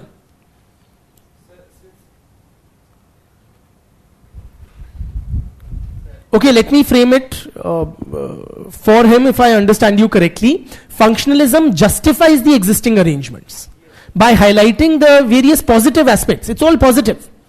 Highlighting the positive aspects, the contributions, the functions of various social institutions. For example, in paper 2, when we study caste system, functionalists will highlight the merits of the caste system. Kya badhiya cheez hai. But you ask the lower castes who are at the receiving end of the caste system. Yes or no? You ask Ambedkar, who wrote a very scathing critique of the caste system. Are you with me? So functionalists tend to be status quoists. They tend to justify the prevailing arrangements, thereby preventing progressive change. And whose point of view do they reflect? Those of the dominant sections, oftentimes. Yes, Betty? Sometimes what social norms suggest is even against the constitution, like the laws in the constitution. हाँ वही मतलब it is status quoist and regressive in that sense, है ना बेटी? Yeah. The functionalist theory talks about what has already happened at one point of time and it is taking that in front. So it is not taking into account the environmental changes. Changes are not adequately explained. Absolutely, brother. less tolerance towards the new thinkers or new thinking. Ha, it is again. Many of you are making near about the same point that it does not account for change and progress. It hinders progress in that way. So it may penetrate some prejudices in It may perpetuate prejudices in the society. Can you give examples? so like Satipatha. Hmm. So that was a prejudice, but that was social norms. Not correctly articulated. Yes. Capitalism is promoting that society is humans are made for society, but actually the thing is society is made for humans. So that is how it is reversing the actual concept of society, why it was made. Okay, brother. Sir, functionalism puts the social norms on a citadel. It puts the social norms at a place where it cannot be questioned. But it does not take into consideration that the agents of that social institution might have some of their own prejudices or their interests to which they are propagating the what we say कि एक ऐसी प्रथा वो बनाएंगे जिससे उनको फायदा होता रहेगा इसको बिल्कुल बिल्कुल. Yes, Betty.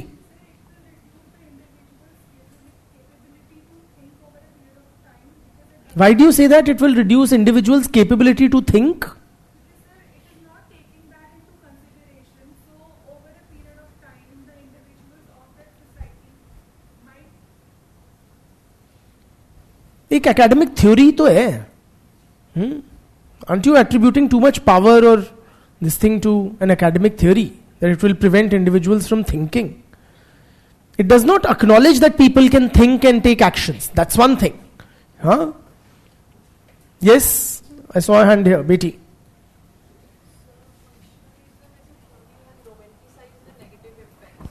It romanticizes the negative, romanticizes, or let us put it this way, thank you, Beta, ignores. Thanks a lot. Absolutely. So the prevailing arrangements are justified as somewhat beneficial or contributing to the maintenance and well-being of the society. So you have Indian functionalists writing about the functions or the benefits, the advantages, the positive contributions of caste system. In the West also in paper 1, we will study when Parsons writes about the family. He's a functionalist. He says women play this expressive role in the family. That motherly nurturing role, which is so essential for the development of the child. Thereby literally legitimizing, justifying women being almost solely emburdened with childcare responsibilities in the family. Main में नहीं होती वो ममता, you know, औरतों में ममता होती है और ममता से ही बच्चा का अच्छा होता है, ग्रोथ या डेवलपमेंट, इसलिए औरतें बच्चे पालती रहे, is what he is saying. Men भी यही कहते हैं. यस और no? In paper 1 you will read functionalists, they would justify inequality in society. बहुत बढ़िया है कि समाज में ऊंच नीच है, कोई छोटा है कोई बड़ा है. That some people are like Mukesh Ambani and several are struggling to make ends meet. It's very functional for the society, beneficial. Why? वरना वो गरीब मोटिवेट कैसे होगा? Are you with me? So it is a source of motivation. और भी 100 फायदे गिना देंगे आपको. फंक्शनलिस्ट आपको गरीबी के फायदे बता देंगे, हर चीज के फायदे बता देते हैं वो. Are you with me?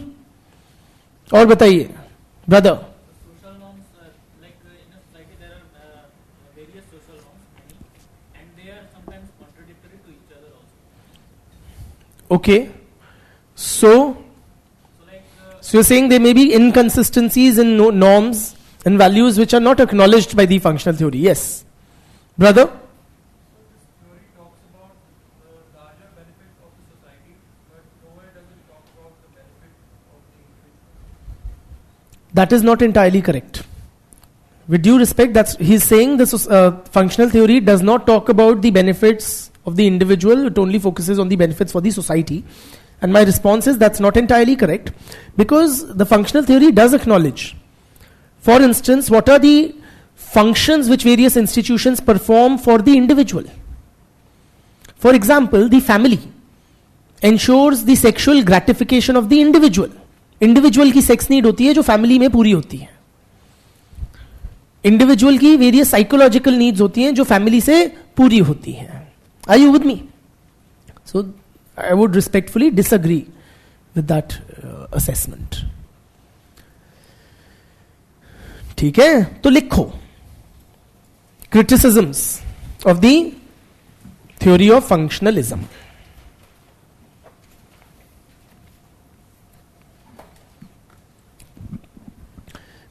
First and foremost, friends, this theory, functionalism theory, ignores or downplays क्या? Conflict, exploitation and oppression in society. Yes or no? Functionalism theory downplays or ignores conflict and exploitation and oppression in society.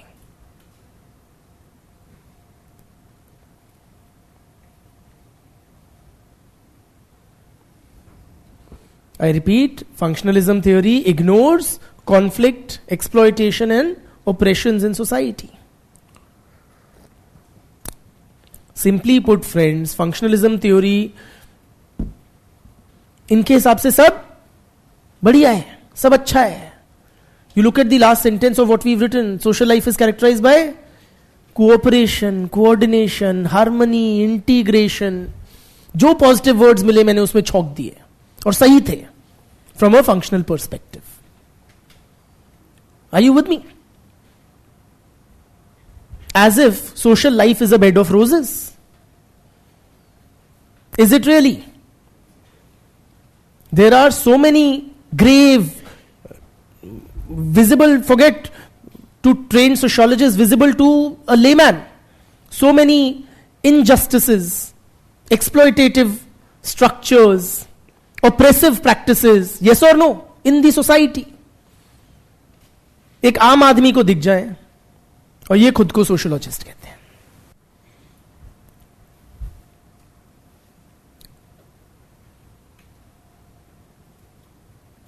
They see the society or interpret the society through rose-tinted glasses. कि सर्वजन सुखाए, सर्वजन हिताए, सबका भला, सब बढ़िया, सब भला चंगा. Which is really not the case. Real social world is characterized by a lot of strife, violence, conflict, killings, disharmony. Yes or no? Oppression.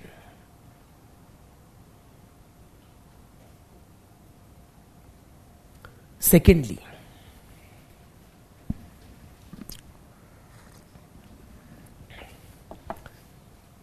functionalists assume value consensus in society.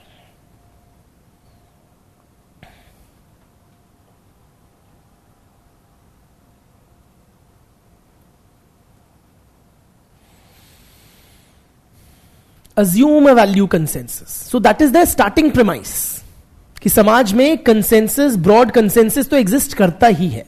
Rather than investigating whether such a consensus exists, rather than proving that such a consensus exists, the functionalists start off their analysis of society assuming that such a value consensus exists in society. Critics would allege that in many societies there does not exist any value consensus. Different social groups, different social classes have differing sets of values. Not just differing, often clashing values. Are you with me? And oftentimes, the values which functionalists assume are the societal values that the whole society agrees upon are typically the values of which section of the society? The dominant sections of the society are assumed to be the values of the whole society.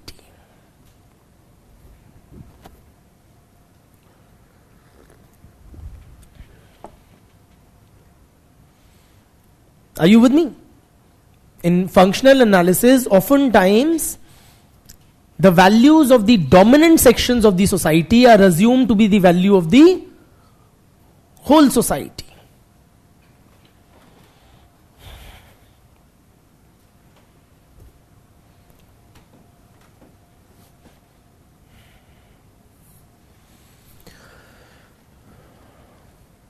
For example, in a lot of Indian functional sociologists, they would tend to suggest that in India there is a value consensus on the sacredness of the cow. In Indian culture, the cow is regarded as sacred. Yes or no? But are these really Indian values? Muslims do not revere the cow. For them, the slaughter of the cow is an lucrative source of livelihood or an important source of their livelihood. Many lower castes consume beef. Are you with me? So these are really Brahmanical values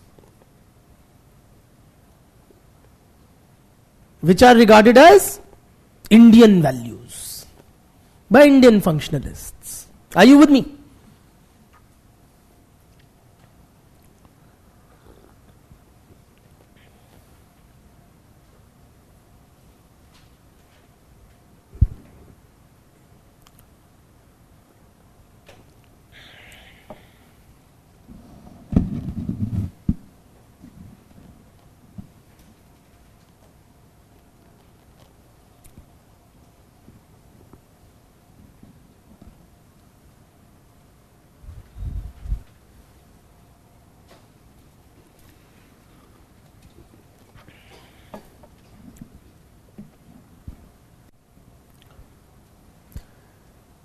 May I proceed?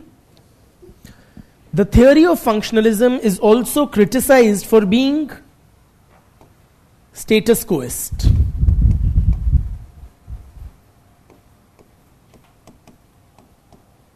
Status quoist.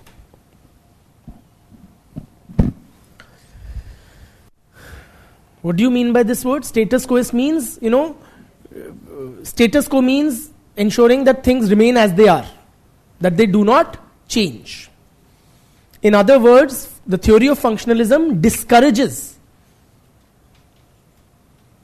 change from taking place in society.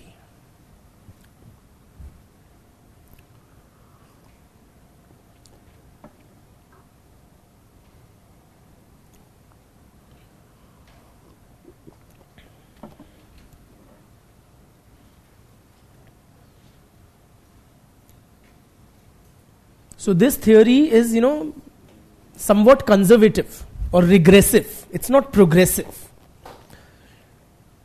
Why is it status quoist or conservative?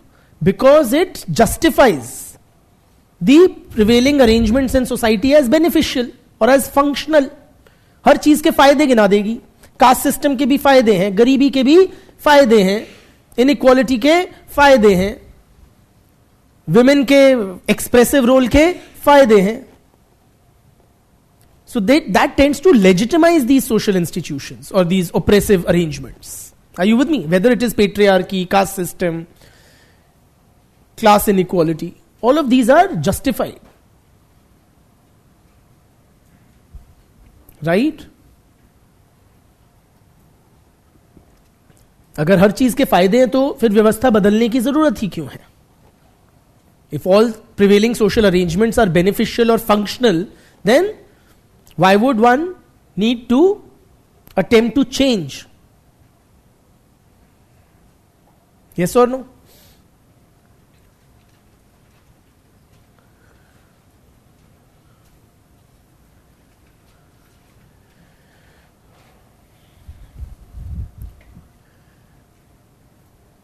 Functionalists are also accused of parroting the views of which section of the society? The dominant section of the society. In academic jargon, they end up saying the same, making the same arguments, almost, as the dominant sections of the society. Okay? And give it a veneer of respectability and academic. Sorry? They are accused of, 1 second, don't put so much pressure on me. I don't respond well to pressure. They are accused of parroting or, reiterating the views of the dominant sections of the society. Restating the views of the dominant sections. जो अब caste system को justify कौन करते हैं? ऊंची जातियां करते हैं, ब्राह्मण्स करते हैं, वही ये लोग कर लेते हैं. Are you with me? Class inequalities को कौन जस्टिफाई करते हैं? अमीर लोग करते हैं, वही फंक्शनलिस्ट कर लेते हैं. पेट्रियार्की को जस्टिफाई कौन लोग करते हैं समाज में? मेन करते हैं, those who benefit from it, और ये भी वही करते हैं. तो मेन क्या कहते हैं? यही कहते हैं औरत का बढ़िया है, बच्चे अच्छे पालती है तो बच्चे परिवार सुखी रहेगा. बच्चे के सही पालन पोषण के लिए औरत का जो मातृ रोल है, mother figure, is very essential. यही पेट्रियार्कल माइंडसेट के मेन बोलेंगे और यही चीज फंक्शनल सोशियोलॉजिस्ट बोलते हैं.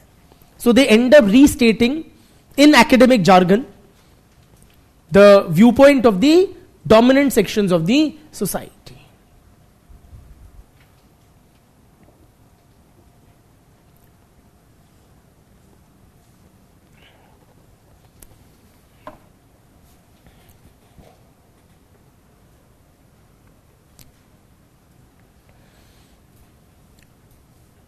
क्या नाम है तुम्हारा? Functional theory is more suited to explain continuity in society or changes in society? Continuity explain करती है ढंग से या changes? Continuity.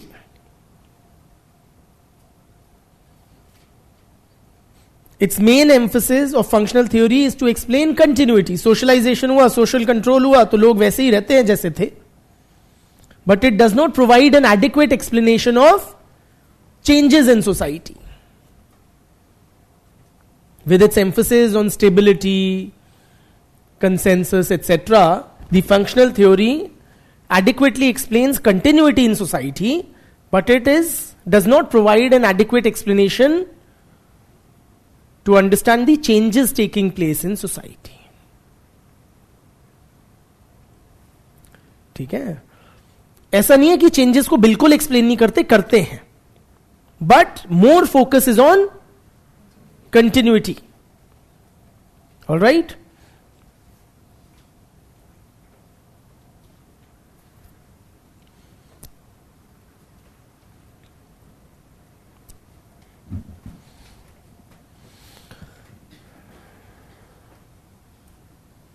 Another criticism is that functional theory or functionalists are accused of teleology. Teleology.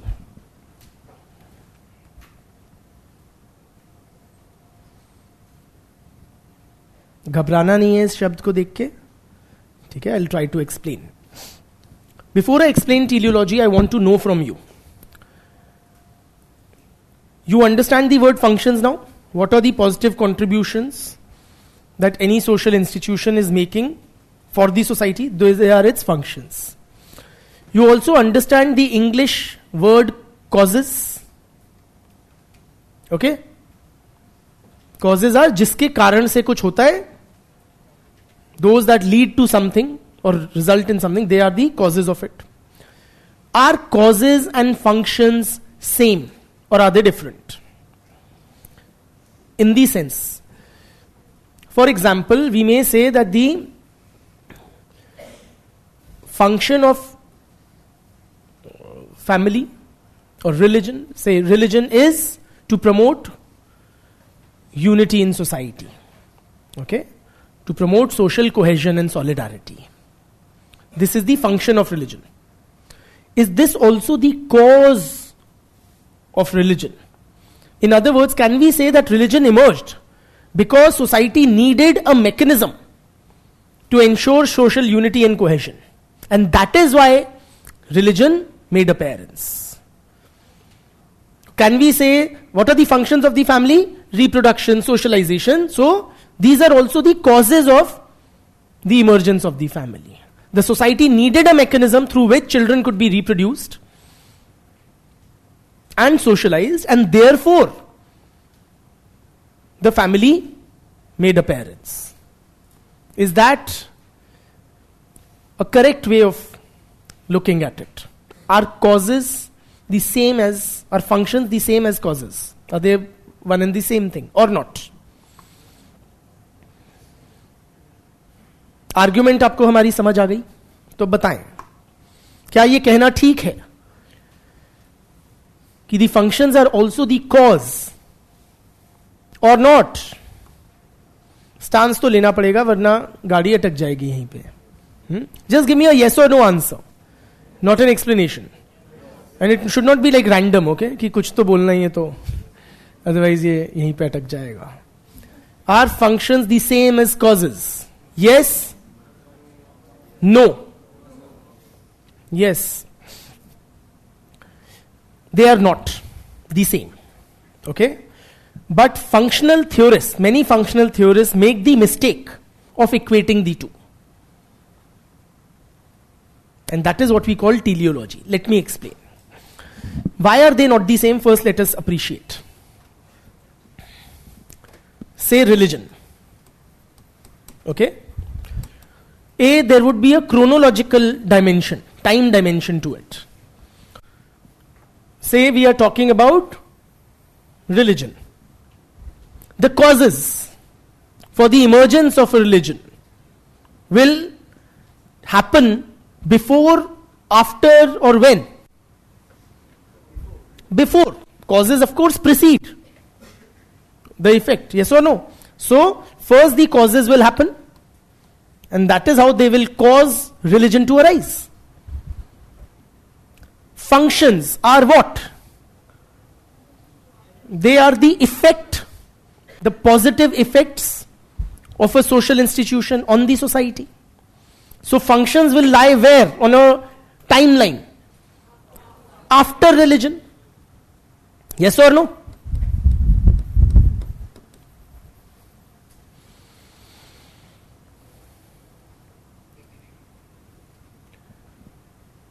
Secondly, please also appreciate why they are different. Functional theorists merely assume, mistakenly sometimes, that functions are the causes, or that society needed such an arrangement and that is why such a social institution arose, because it had certain needs which had to be fulfilled. Are you with me? Without trying to prove it or establish it. Take the example of, say, any major religion like, say, Islam or Christianity. Okay? What are the causes for the emergence of Islam? Causes are historical. So we will have to look into the specific conditions in the 7th, 8th centuries in the Arab world where Islam arose. Are you with me? That this was the people's culture and this was the ruler, and then Prophet Muhammad made appearance and he challenged this thought and whatever. Those are the causes for the emergence of Islam. And what are the functions of Islam?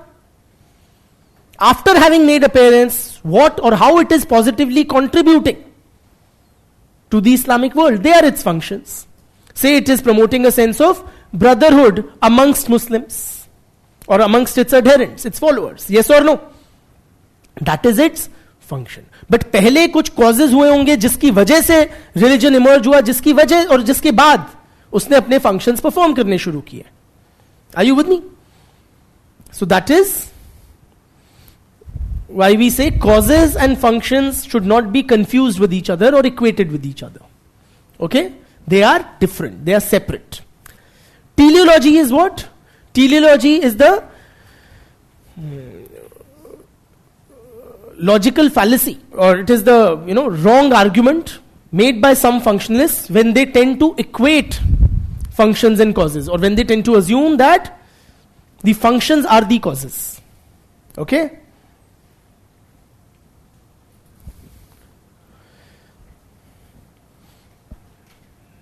लिखवाऊं तो लिखो छोटा सा. Functionalism is some functional theories are criticized as teleological. Some functional theorists are criticized as teleological, i.e., that is, for equating causes with functions.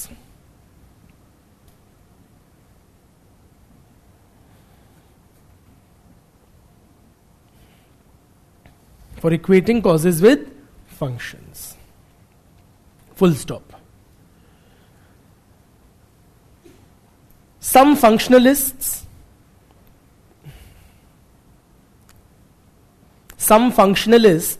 erroneously या wrongly, error कर देते हैं, erroneously या wrongly assume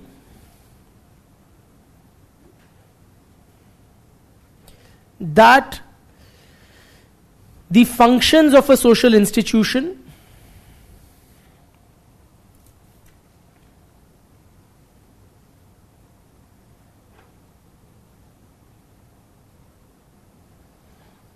are the cause which led to its emergence. Are the cause which led to its emergence.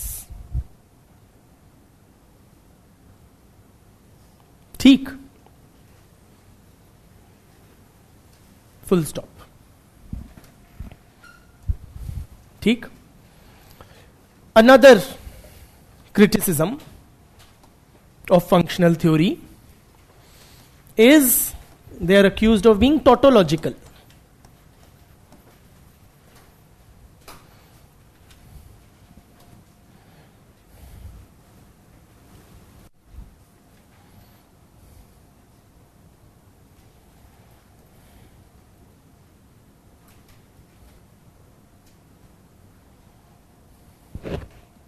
Tautological. Tautology means what? Tautology is basically, when you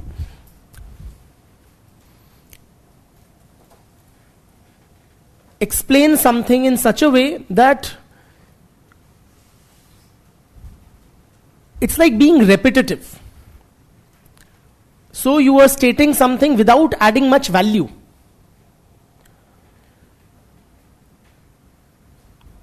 Or trying to explain something but not really doing the explaining. Let me give you an example, it will become clear. For example, if a man says to a woman, or he tells his friend that today I saw a beautiful damsel. The word damsel means what? A beautiful girl. So, you are unnecessarily saying, I saw a beautiful damsel. Are you with me? Or another example, if I were to tell you that Sri Lanka is an island surrounded by water. Are you with me? Bhaiya, when you say it is an island, then it goes without saying that it is surrounded by water. What you are saying there or adding there is superfluous information. You are claiming to explain something, but you are not really doing any explaining there. Are you with me? So sometimes functional theories tend to do that.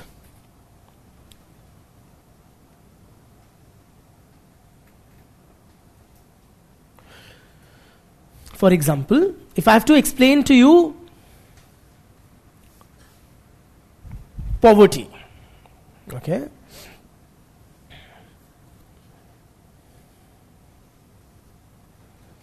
So I say that there is widespread poverty in India because many people do not have money to buy the basic necessities of life. तो कुछ बताया मैंने आपको. गरीबी का मतलब ही यही है कि उनके पास पैसे नहीं है बेसिक चीजों के लिए. तो it is as if I am trying to explain to you the prevalence of poverty in India, but I'm not doing any explaining here. This sentence is as good as the sentence there is widespread poverty in India. क्योंकि poverty का मतलब ही यही है that they don't have money to access the basics of life. Are you with me? So कई बार हम ऐसी बकवास भी करते हैं. Some functional theorists tend to be, or these tautologies also end up as circular arguments. Sometimes in functional theory, there was this gentleman, I think it was Malinowski, I'm not too sure. Okay, but one of the functional anthropologists, he was explaining the prevalence of witchcraft in a tribal group in an island. Okay, that there was the practice of witchcraft. So he said कि witchcraft exists amongst these tribals because it is functional. Because it is functional for the society. It has some beneficial effects. And how do you know it is functional for the society? Because it exists, it is functional. So you aren't really enlightening anybody with such kind of arguments. Are you with me? You're not aiding to the explanation of the social phenomena. That is the problem or the accusation, the criticism of tautology. ठीक? And these are slightly tedha concepts. So don't worry too much. If you have not understood them too much, these are not very important. You don't expect, you have never got an independent question on tautology, teleology or whatever. At best you will be mentioning them in passing while criticizing the theory of functionalism. Okay? So these are not very essential concepts in our syllabus. Okay? But they are so take them in that spirit. Don't spend too much of your energies etc. on these. Okay? They are not central. Next criticism.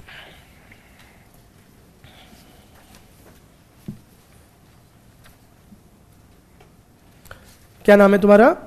Functional theory. Functional theory is also criticized for ignoring the agency of the individual. Ignoring the agency of the individual. Individual का कोई वजूद है क्या functional theory में? कोई वजूद ना है.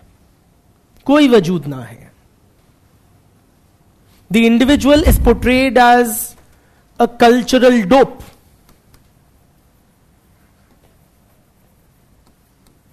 As a cultural dope. Dope मतलब होता है चरसी, नशेड़ी. राइट? सो कल्चरल डोप मतलब you are high on what?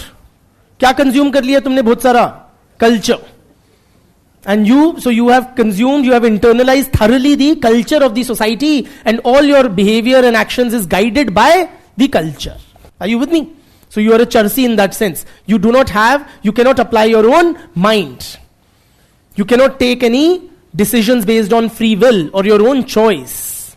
You are like a robot or an automaton. Yes or no? Working strictly, you matlab all individual members, as per the dictates and the demands and expectations of the society.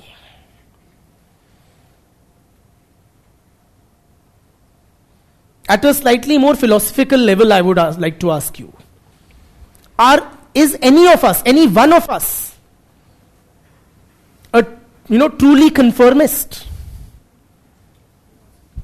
कहीं ना कहीं, and we know it, हम सब थोड़े या काफी टेढ़े हैं. Yes or no? We all have that eccentricity. We all have that, weirdness about ourselves, which we might display or flash every now and then. But this theory assumes that as if individuals are perfectly socialized, perfectly compliant, and if anybody is not, then he is punished by the society and brought back to the shared norms and values of the society, in conformity with them. As if individuals are not thinking entities, as if they are unable to take any decisions for themselves. Society has handed us scripts as students and teachers and fathers and sons and daughters and employers and employees and doctors and engineers, and we are merely puppets playing out our respective roles. Controlled by who? The society.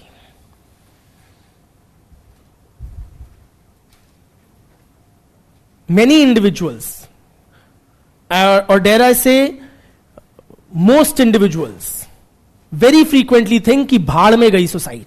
Yes or no? निकलती है नहीं निकलती दिल और दिमाग से आवाज कई बार, मैं तो ऐसा ही करूंगा, मैं तो ऐसा ही हूं. Or we assert our individuality. We break free, oftentimes, from the clutches of the society, as it were. But functionalist को ये नहीं दिखता. इतनी परफेक्ट दुनिया होती, परफेक्टली सोशलाइज, तो बात ही क्या थी, है ना? With that we'll call it a day. बहुत बहुत धन्यवाद.